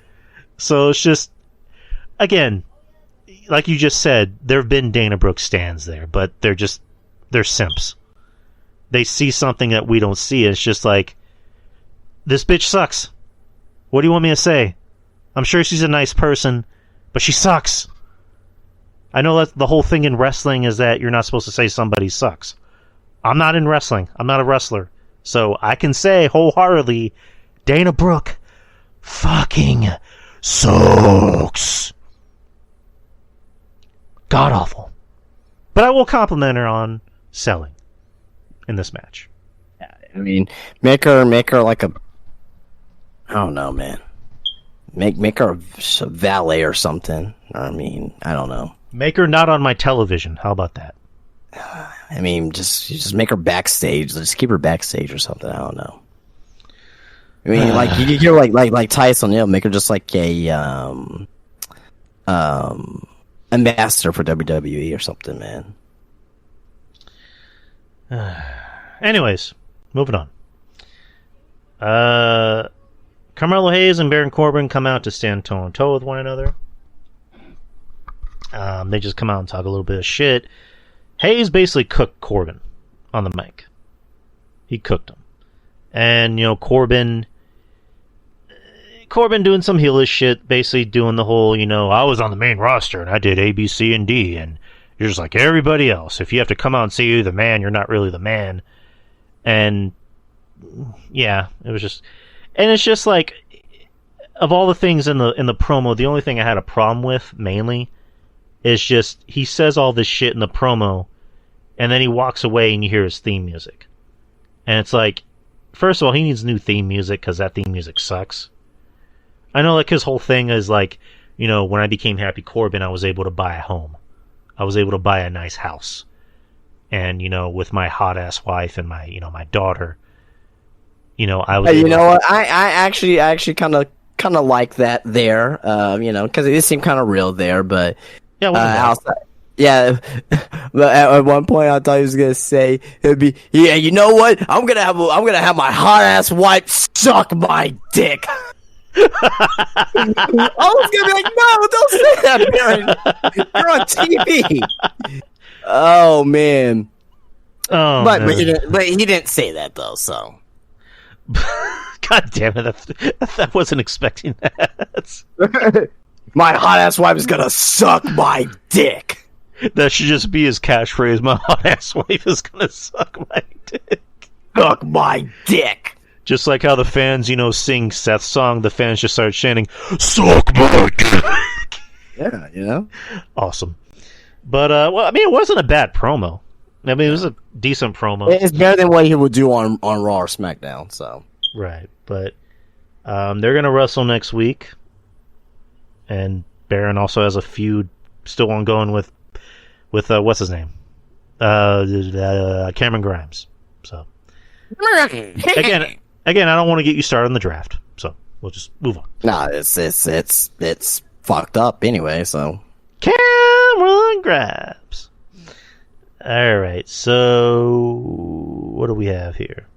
Oh yeah, tag team match: Jakara Jackson and Lash Legend versus Valentina Feroz and Ulyssa Leon. Lash Legend and Jakara Jackson won, or Jakara Jackson, Jesus Christ.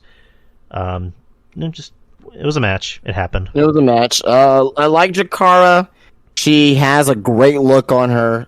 She's promising. I just want her to develop in the ring. If she develops in the ring, we may have a possible new star in our hands.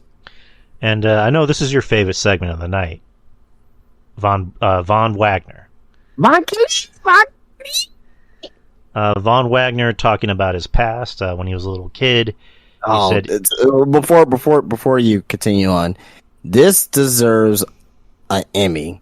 right. This deserves a fucking Emmy, man. I'm sorry. This was riveting.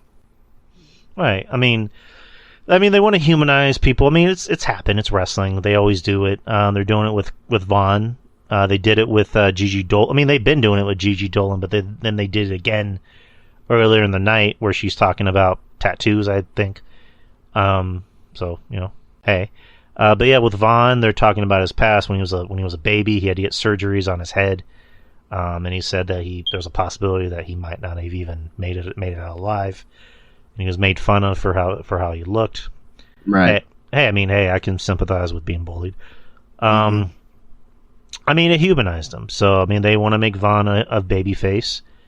And I love the segment. It was riveting. Like you said, it was good. We got to know more about Vaughn. I don't really have any problems with it. So, but yeah, it was a good segment. They're trying to make Vaughn into, like you said, a sympathetic baby face. Hopefully, hopefully they come through with a good, continue this good story with them, because I like Vaughn. Obviously, I like Vaughn probably for the wrong reasons, but but I like him. You know what I mean? But yeah, we'll just see where this goes from here with them. I was entertaining the idea of Vaughn and fucking Dijak being a tag team. Oh no! Why would you think that?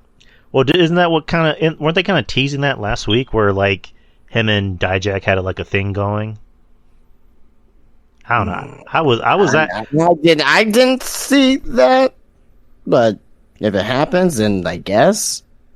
I guess I'll be good because both of them needed to do something. So I was liking it because I was telling RJ that shout out to RJ that you can do like a buddy cop thing with them where Dijak is the serious cop and Vaughn is like the bumbling rookie cop.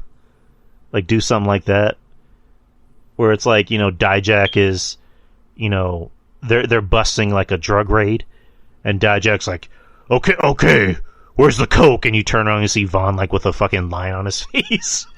It's like, I don't know where it went. Vaughn, god damn it! This is the third time this week. Jesus. Yeah, oh man, I'll be up there. That'll be funny as shit. Anyway, so we're on to the main event, which is Seth Rollins returning to NXT to defend the World Heavyweight Championship against Braun Breaker. Really good match. Can't complain. Really good match. I thought this is a match that could have made or break, pun intended, Braun Breaker. Fortunately, it made him. It made him look like a star. He was in the ring with a guy like Seth, who say what you want about Seth and the get up and whatever, but Seth is over. Seth is one of the best workers in the business right now. So he made Braun look like $1 million.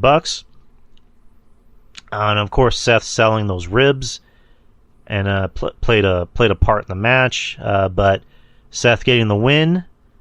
And I'll ask you for your opinion about the match, but let me just get to what happened after the match. So he wins. They're about to go off air, and then of course Finn attacks him. And Carmelo Hayes and Trick Williams come out to make the save. You have a brief stare down with Hayes and Finn, but that's how NXT ended. NXT was a pretty good show. It's kind of getting back to that thing where NXT is the more entertaining show than the main roster. But overall, what'd you think about the match and the aftermath? As I mentioned last week, this match is going to see if Braun Breaker is a main eventer. A future main eventer for the main roster, and he passed with flying colors.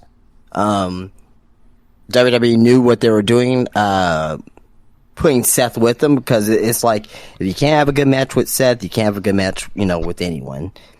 And it showed that, Braun, who's already been having good matches already, showed that he's ready for that kind of spotlight.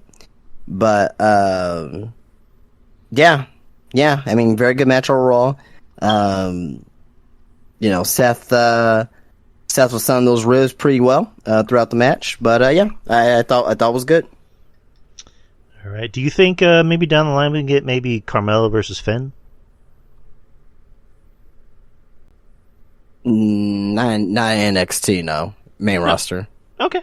All right. So that was NXT. Fun show. And then next week we have week 2 of Gold Rush. So it should be another fun show. And that's all the show reviews. What happened on Dynamite?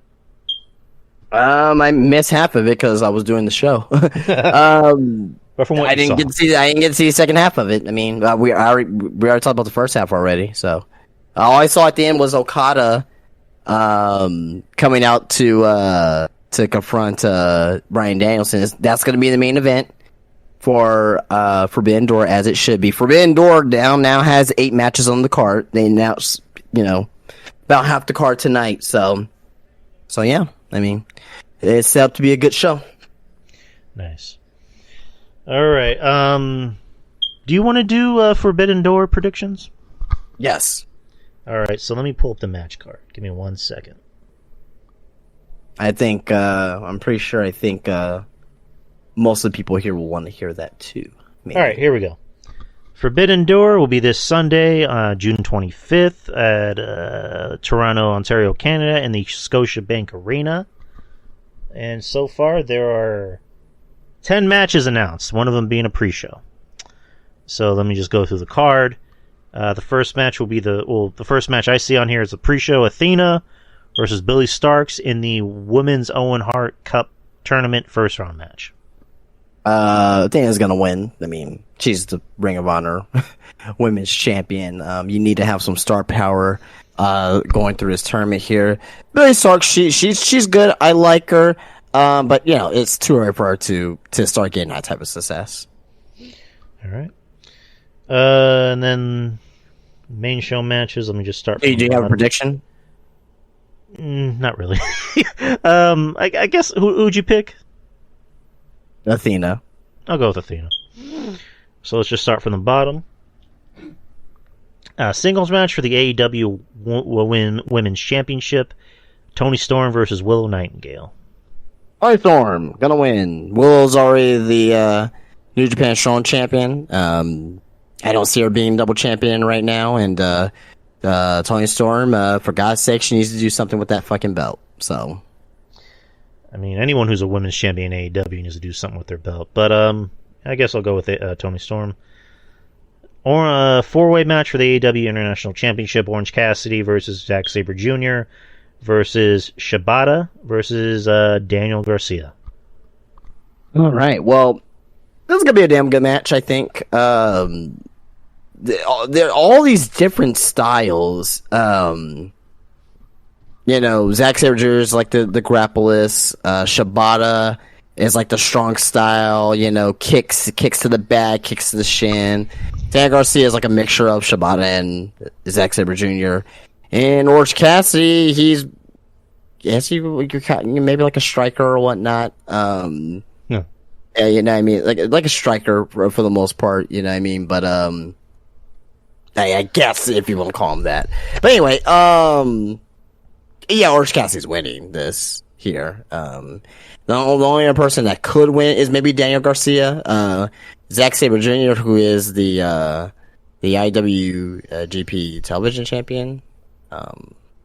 He's not gonna put his title on the line or anything like that. So, I mean,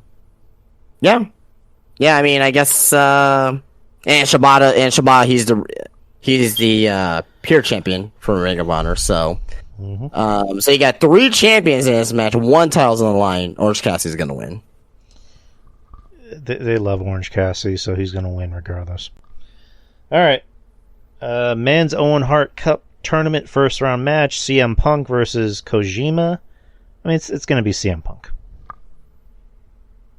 Yeah, CM Punk. Yeah, Kojima. It was good to see him. You know what I mean? And have his match in AEW. I mean, he's like fucking 51, 52 years old. So a legend in Japan. But CM Punk. I mean, come on.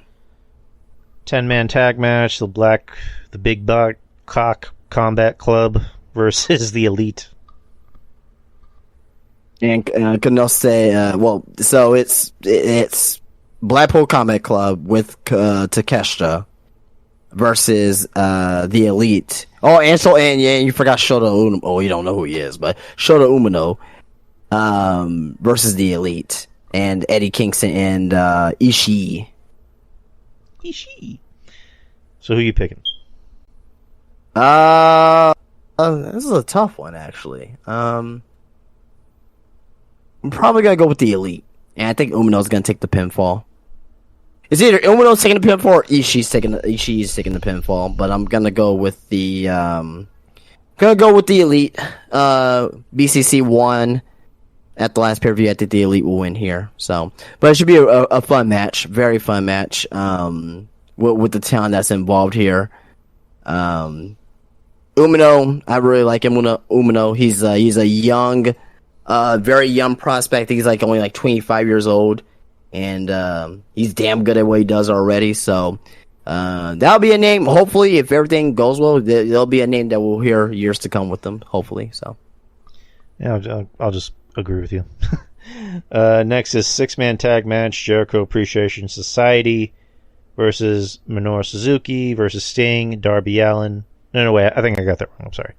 Jericho Appreciation Society: Jericho, Sammy Guevara, and Minoru Suzuki versus Sting, Darby Allin, and to be announced. I don't know who the to be announced is. I'm Now, I did say Naito earlier for Los Ingobernables, but it may be Naito here too, because they did say that Darby did say, it's someone who you faced before, and when Chris Jericho was in New Japan, he had a little stint with Naito, so that could be something there. Maybe Naito will sneak in here, but regardless, babyfaces are gonna win because Sting hasn't lost a match in AEW yet, and he never will. I mean, we're just right. It's fucking Sting. I mean, he'd be AEW champ for all I give a shit. Yeah, I'm fine with that. I'll go with you. I'll go with the babyfaces. Singles match for the AEW World Championship: MJF versus Tanahashi. Tanahashi's gonna win. Really? Yeah. He's gonna beat MJF for the AEW World Championship? Oh yeah, absolutely. Okay, I'll just agree with you. No, I'm just kidding. I'm kidding. Wow, I couldn't believe you were about to agree with me there. I'm just agreeing with everything you're saying about this pay-per-view. Well, I mean, yeah, MJF's gonna win, obviously. So there you go. All right. Does anyone in the chat think that Hiroshi Tanahashi is gonna win? It's an attraction. I mean, it's an attraction match. So. Oh no, I love Tanahashi, by the way, but Tanahashi did say that. What did he say? He's putting over this match. He's even though that we know that he's gonna lose this match, he's putting it over, making it seem like that's what I love about Tanahashi. Like he treats this like a fucking sport. And he said that my Wembley debut is coming soon. I said I will prove that I am the first Japanese to win a title match and main event at Wembley in 100 years. So basically, he's saying that for this AEW show that he's gonna main event because he's gonna win this match for the AEW championship. I fucking love this man. But yeah, he's losing still. All right. Even though I appreciate the effort. Next is for the IWGP World Heavyweight Championship: Sonata versus Jungle Boy. People are gonna sleep on this match here, and you shouldn't. Sonata's fantastic. Jungle Boy is he's starting to become better in ring, and I think this match is really gonna test on where Jungle Boy is at as far as a being a possible top guy in the future. Sonata's gonna win. I mean, he's the champ of Japan, so he's definitely gonna win. But yeah, I'm not really watching this match because who's gonna win this match?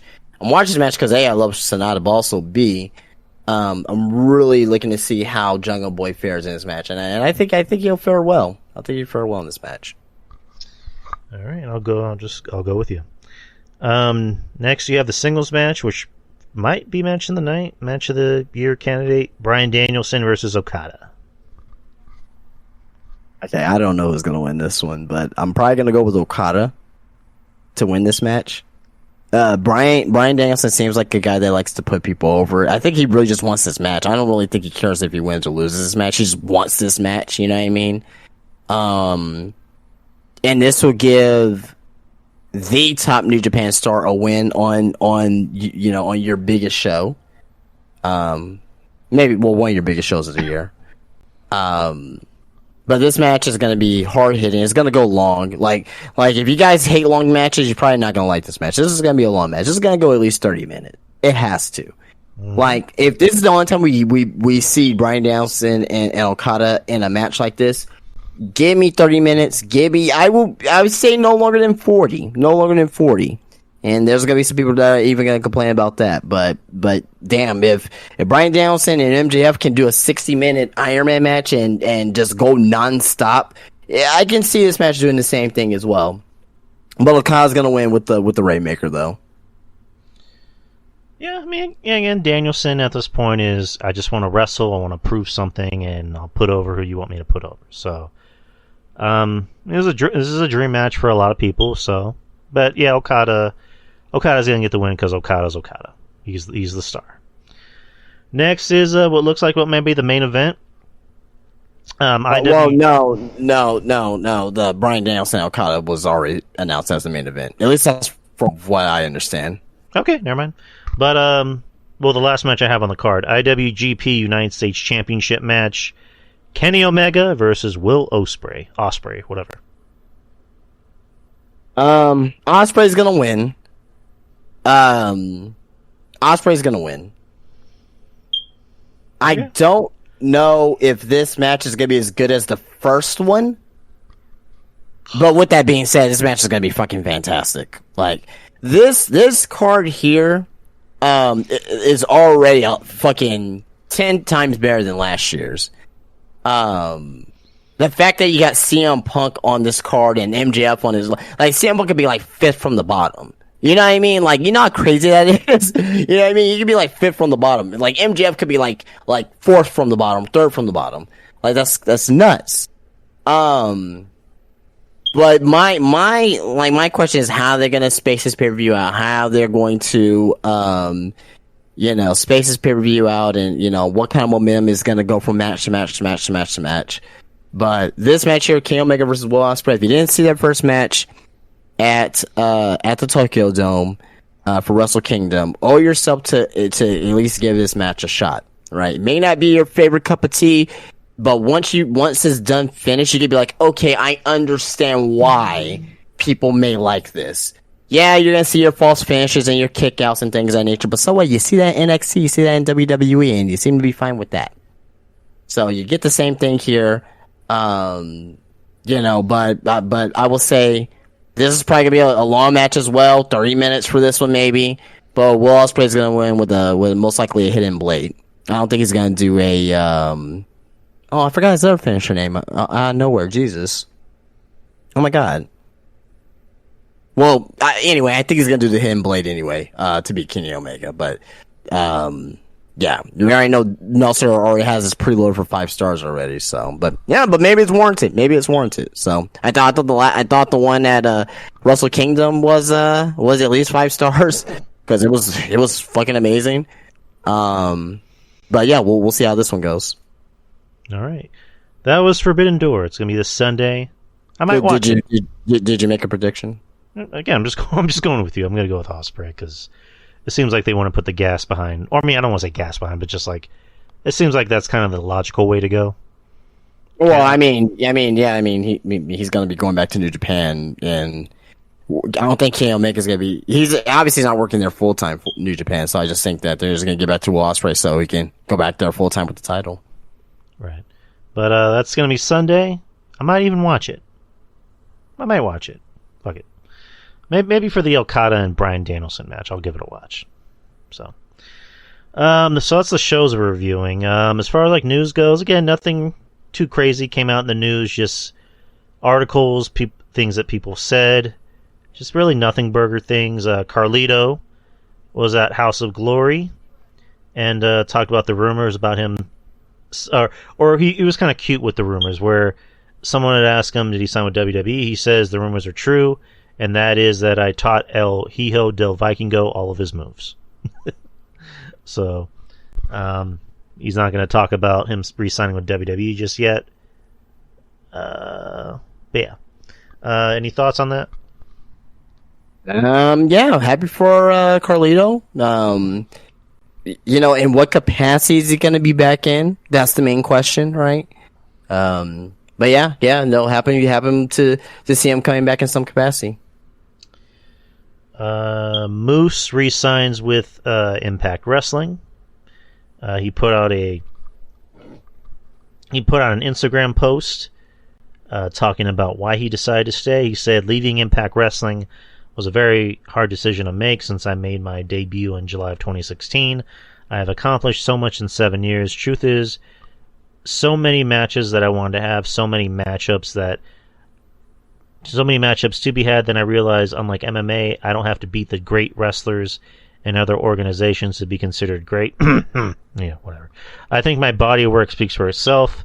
I believe my peers and all other companies and all organizations respect my work. And at the end of the day, that's all that matters. Right now, when you hear Impact Wrestling, AJ Styles and Kurt Angle are the top names that come to mind. I want my name to be at the top of that list. So with that goal in mind, I have more I have to get done before my time in Impact is done.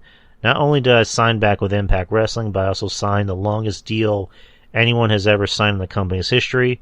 A lot of work has to be done. Let's go. And then I think there was like an interview he did where I'm just paraphrasing, he just said, he doesn't want to make new friends in another company. But I don't know. What do you think about Moose staying with Impact?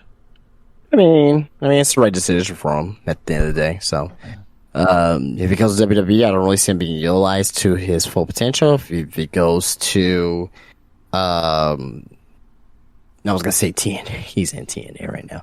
But if he goes to AEW, we know the history, the limited history of how they use big men, and I just don't think that he'll be utilized to his full potential. Paul Heyman was I like Moose though, I really do. So, right. Paul Heyman was on the Pat McAfee show and announced that on October 7th, WWE Fastlane will be held at Gainbridge Fieldhouse in Indianapolis. Indianapolis.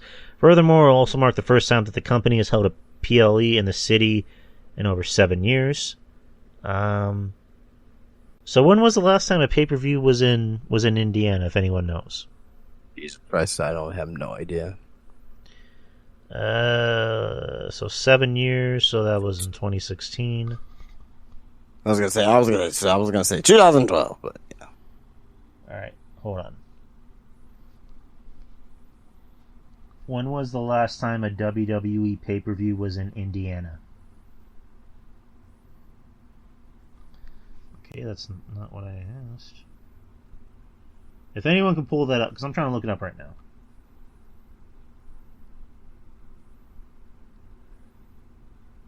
Was in... Well, he said 7 years ago, so that's like a really long time ago, dude. Yeah, it's 2016. Okay, here we go. Clash of Champions. Clash of Champions was in 2016. It was in Indianapolis. And let's look at the card for Clash of Champions. Hold on.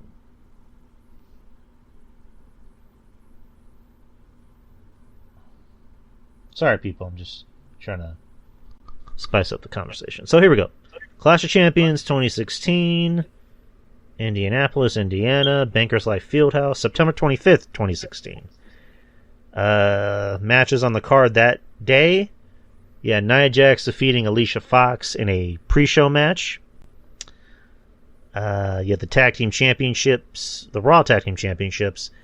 The New Day, Big E and Kofi Kingston with Xavier Woods defeating Luke Gallows and Carl Anderson by pinfall. You had T.J. Perkins defeating Brian Kendrick, to retain the WWE Cruiserweight Championship.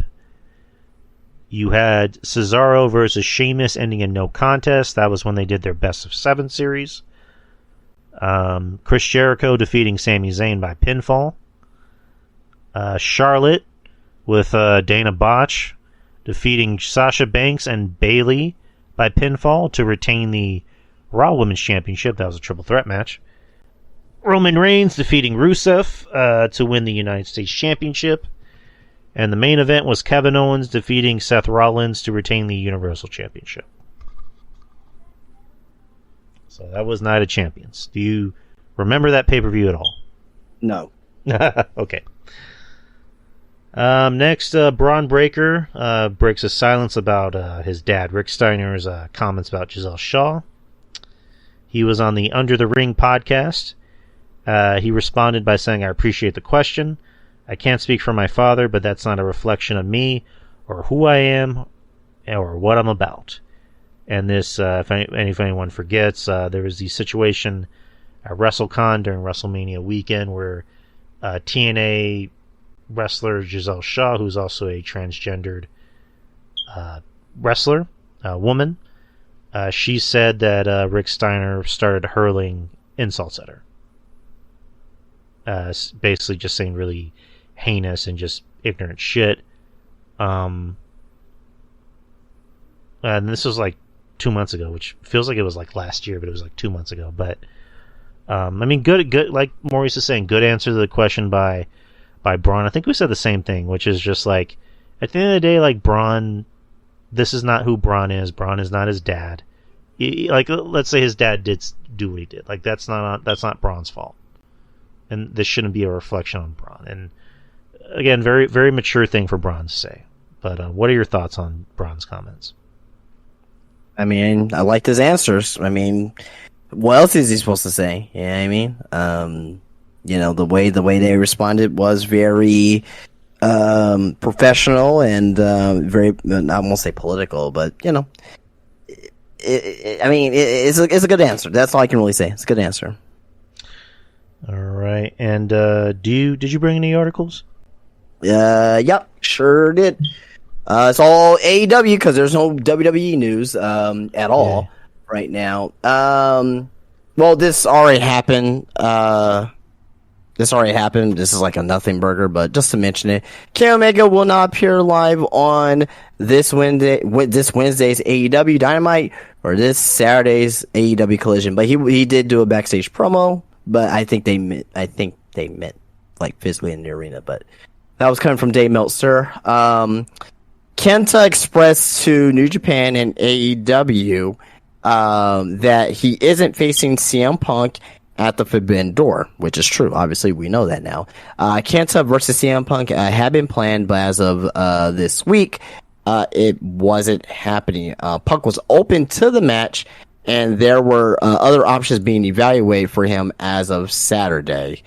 And Satoshi Kojima, El Phantasmo, and Jeff Cobb all have been pitched internally for a match with CM Punk at Forbidden Door, as well as simply having Punk be a part of the broadcast. We now know that it's going to be Punk versus Kojima for the pay-per-view. And this is all coming from Fightful Select. So, nothing burgers there because we already, pretty much got that news there. So,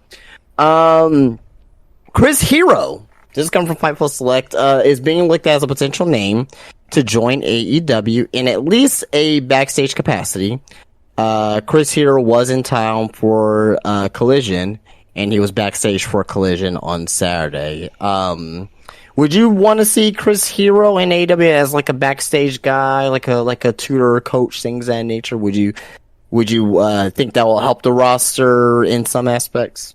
I mean, yeah, sure. I mean, for AEW, it would help to have like more level-headed people, teaching, the younger wrestlers on what to do and what not to do. And, Chris Hero, he was a pretty big name back, in Ring of Honor and like the indie circuit.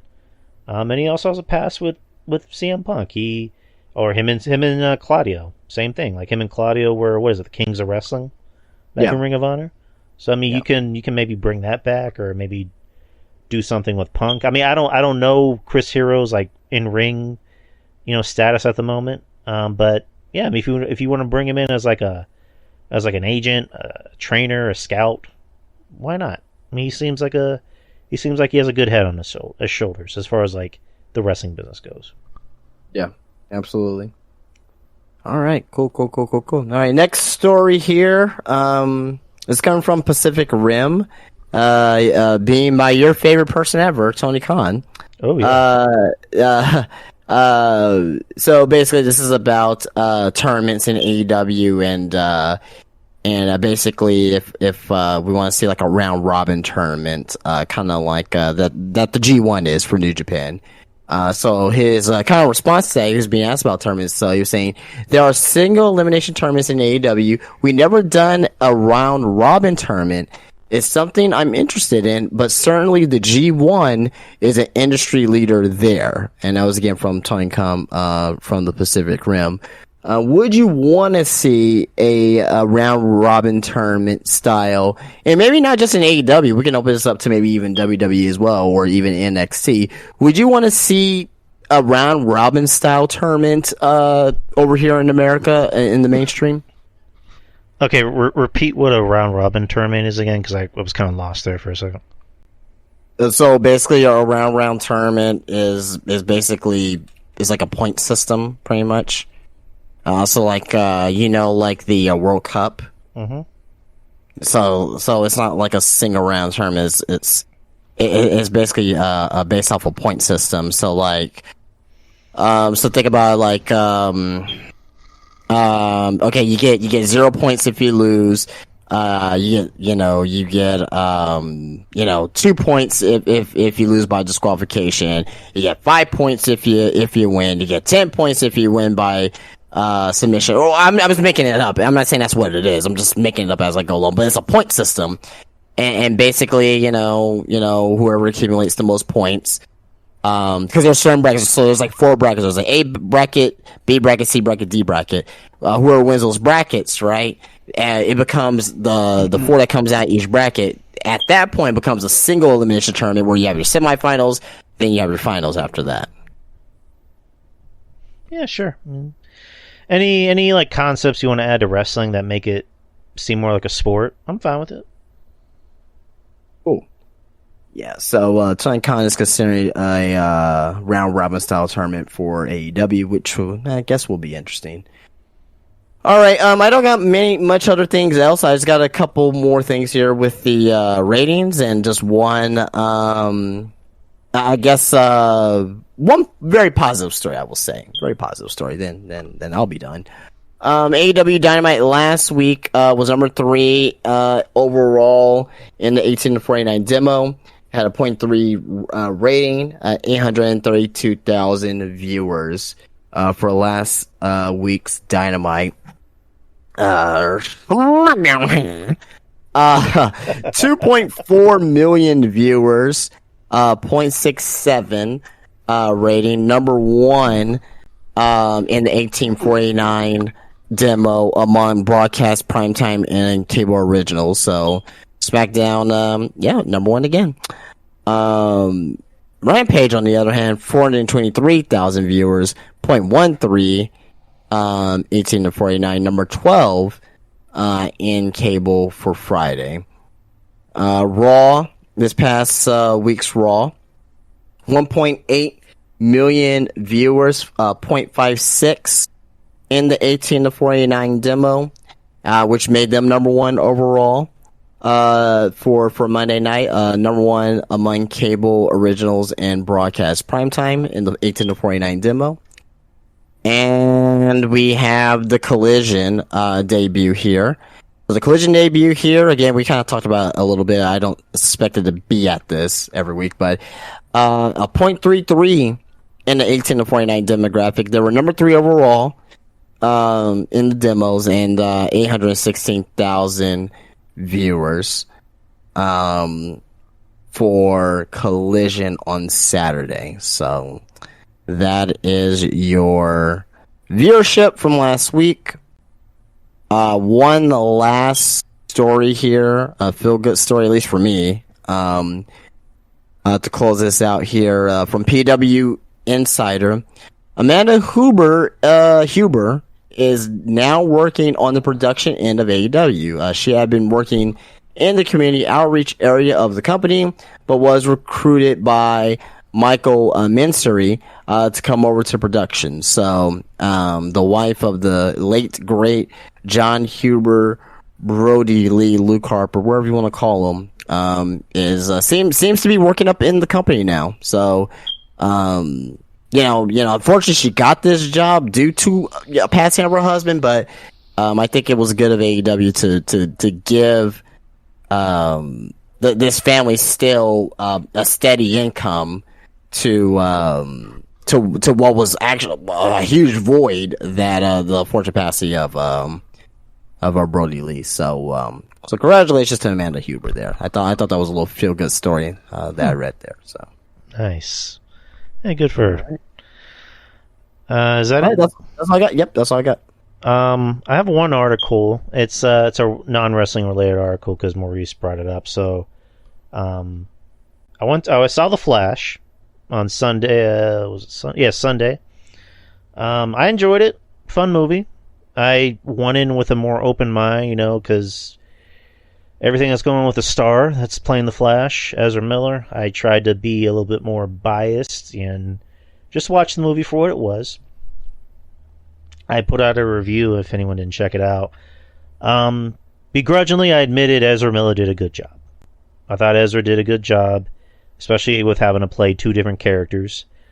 This by no means excuses what he's done in the past or currently doing, but I had to eat my words, just like I ate my words earlier by saying Dana Brooke did something good. I had to eat my words and say Ezra Miller did a good job in this film. It felt great seeing Michael Keaton back as Batman. Whenever he donned the cape and cowl and you heard the Danny Elfman theme, I felt like a kid. It was great seeing Michael Keaton back. I thought Supergirl, the girl who played Supergirl, I thought she was great, and I want to see more of her. And just there are all kinds of good DC like old school cameos that I'm not going to spoil on here, but I would say go see the movie if you're apprehensive about it for obvious reasons. That's understandable. I know a lot of people out there are just flat out saying I'm not going to see it because fuck Ezra, and I get you. But I went in for support of Batman, and I wasn't disappointed. However, the box office for this movie says otherwise. The movie had there wasn't a precise budget, but it was anywhere between 200 and 250. The movie opened to 55 million worldwide in its opening weekend, and currently right now it only has a box office as of June 19th of 135.7 million. So it is considered a flop. And so can I say something real quick? Go for it. About this. So believe it or not, I'm gonna shock you. I actually saw this movie Monday. Okay.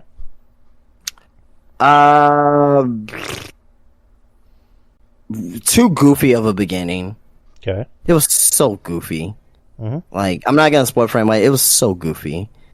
The second act was good. I thought that was the best part of the movie, was the second act. And the ending was a CGI fuck fart. Right. And you already know how I feel about CGI already, as it is. I get so, overall, I thought the movie was decent at best. But the fact that I think the only reason why it has this low of a box office is because of Ezra Miller. That's it. Like, no one wants to go see the movie because it's a superhero movie. It just, fuck Ezra Miller and cancel it. You know what I mean? So, I think another thing that comes into play is the writer's strike and the fact that there's no current late night talk shows. Because I mean that might be another fact, but I think ultimately people don't fuck with Ezra Miller the way Warner Brothers doesn't wants them to. So I think that's another thing that comes into play is the star is so troubled. But I mean, it's one of those things because like Kevin Smith talked about on his show that he knew somebody that worked on the movie that had said apparently if this movie had made a profit, then we would have gotten a Batman Beyond movie with Michael Keaton. And I fucking love Batman Beyond. One of my favorite cartoons. I have the full disc set somewhere. And it's like we've been waiting so long for a Batman Beyond movie. I really like that. That's probably one of my favorite openings of all time. Just that intro, it's so fucking dope, and it's like that almost seems like kind of a pompous thing of like, you know, oh, since this movie didn't make any money, then we won't get a Batman Beyond movie. It's like, are you fucking kidding me? We want a Batman Beyond movie with Michael Keaton. That'd be fucking dope. Like that'd be fucking awesome. But Warner Brothers doing Warner Brother things, but. Hey, I would say if you want to see The Flash, go see it. If you're apprehensive because of Ezra, I understand. I know people personally that have said straight up, I'm not seeing it because of Ezra. But, anyways, that's all the news. There was two kind of like how last week when we had those lists. I had two lists that were kind of interesting. I wanted to run by you. I don't know if maybe you wanted to call it a night and maybe save it for Saturday or. No, you know, we have the Q&A this weekend, right? Yeah, that's what I was gonna say. Like, we can just save it for Saturday, right? No, we can do it real quick. That's fine. Okay, sweet. So, last week we did a few lists from the Sportster, and I'm not gonna be picking on AEW this week, guys. I'm gonna be picking on WWE, or not really picking on, but you get what I mean. The best wrestling match every year since 2010 that wasn't in WWE. That wasn't WWE. Oh, what? Okay. Number 14, El Generico versus Kevin Steen at Ring of Honor Final Battle 2010. Okay. Yeah, that was that the Ladder War? Let's see. Or was that just their one-on-one match? Doesn't say it was a both were fantastic, but either or, both of them were fantastic, but yeah. Number 13. Tanahashi versus Nakamura at NJPW G1 Climax Special 2011. Oh, yeah. Yep. Fucking great shit. Number 12. Hiroshi Tanahashi versus Suzuki, King of Pro Wrestling 2012. That's a really good match, too. Yeah. That's a really good... a lot of these, I'm assuming, maybe some New Japan, so, yeah.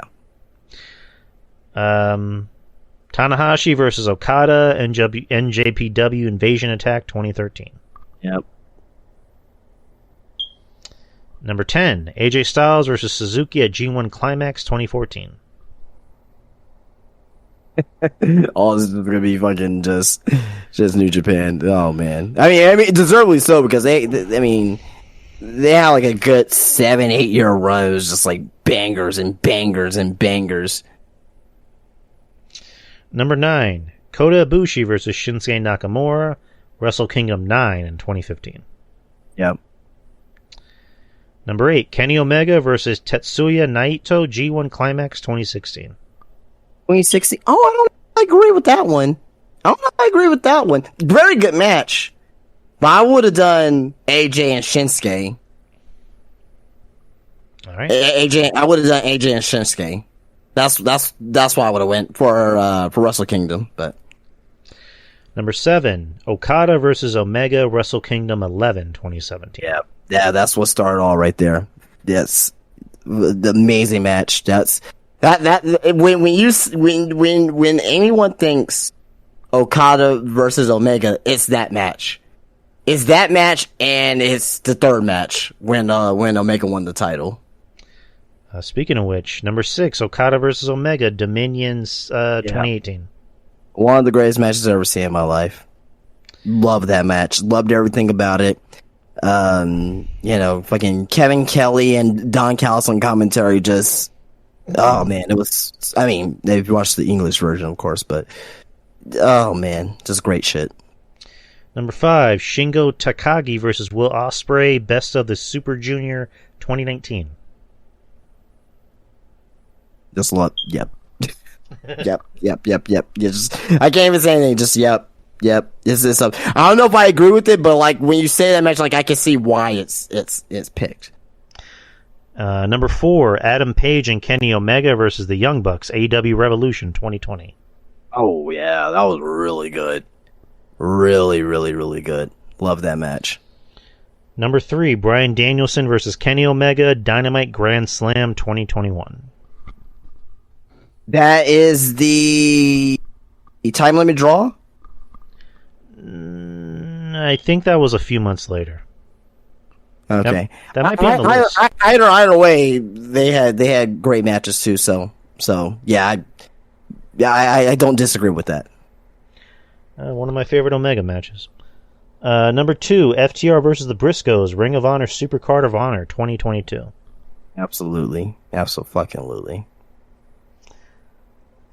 And then number 1, I mean, this is in order of each year, so it's not going right. But number 1, Kenny Omega versus Ospreay at Wrestle Kingdom this year.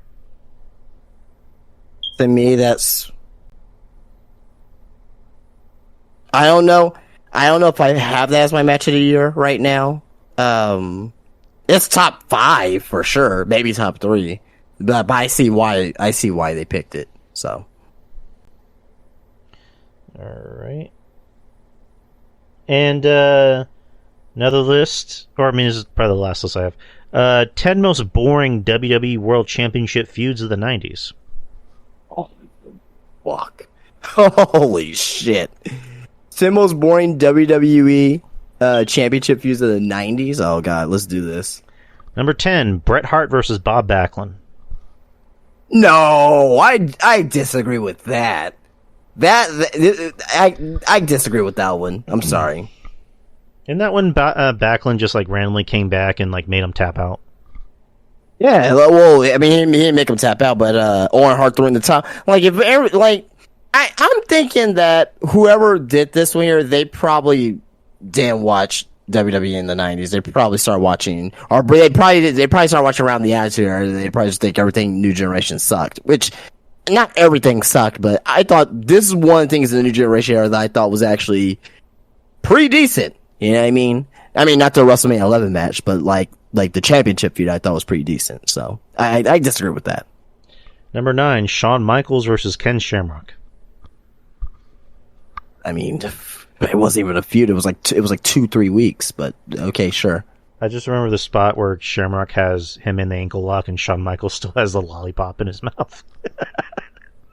Fucking great. It's like, what a dick. Number 8, Diesel versus Psycho Sid. Yeah. You can put that up there. Yeah, Diesel didn't really have any... Well, I mean, aside from, like, Undertaker and maybe Shawn, didn't really have any memorable feuds. So, or any feuds that were worth noting. Number 7, Sergeant Slaughter versus the Ultimate Warrior. I didn't even know that was a feud.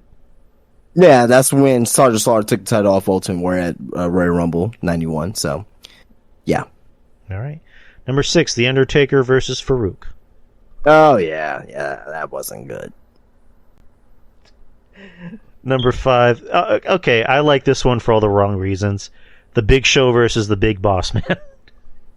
Oh, that was feud of the year 99 for me, baby. Do you just tell everybody that your son's a bastard? That's fucking great. And then he just like drags out the Big Show's like dad's casket, and Big Show's just on top of it, riding away. Not my mama. Hell no. Oh man, Boss Man was just in the feuds he was in. They weren't like all around great, but they were just like deliciously bad. Like the Kennel from Hell match with fucking Al Snow. Like, come on. I see why it's on the list. I understand why it's on the list, but I disagree. Number 4, for the wrong reasons. Bret Hart versus Yokozuna. Fucking no.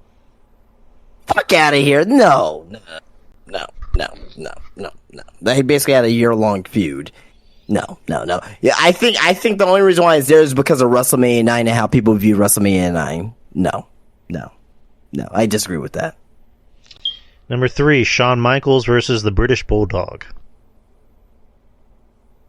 WWE Championship Yeah, I'll put it there. Yeah. Sean was being an ultimate dick then, which is great. Wasn't that the story where, like, he was, like, trying to insinuate that he had an affair with British Bulldog's wife, and, like, Jim Cornette said that, like, Stu Hart called, and he's like, yeah, you're making my daughter look like a whore. I mean, I can't do Stu Hart, but you get what I mean. Yeah, you make it look like a whore.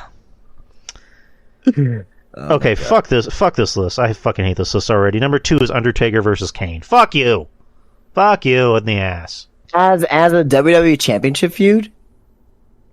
Did they ever have a WWE Championship? They didn't have a feud for the WWE Championship.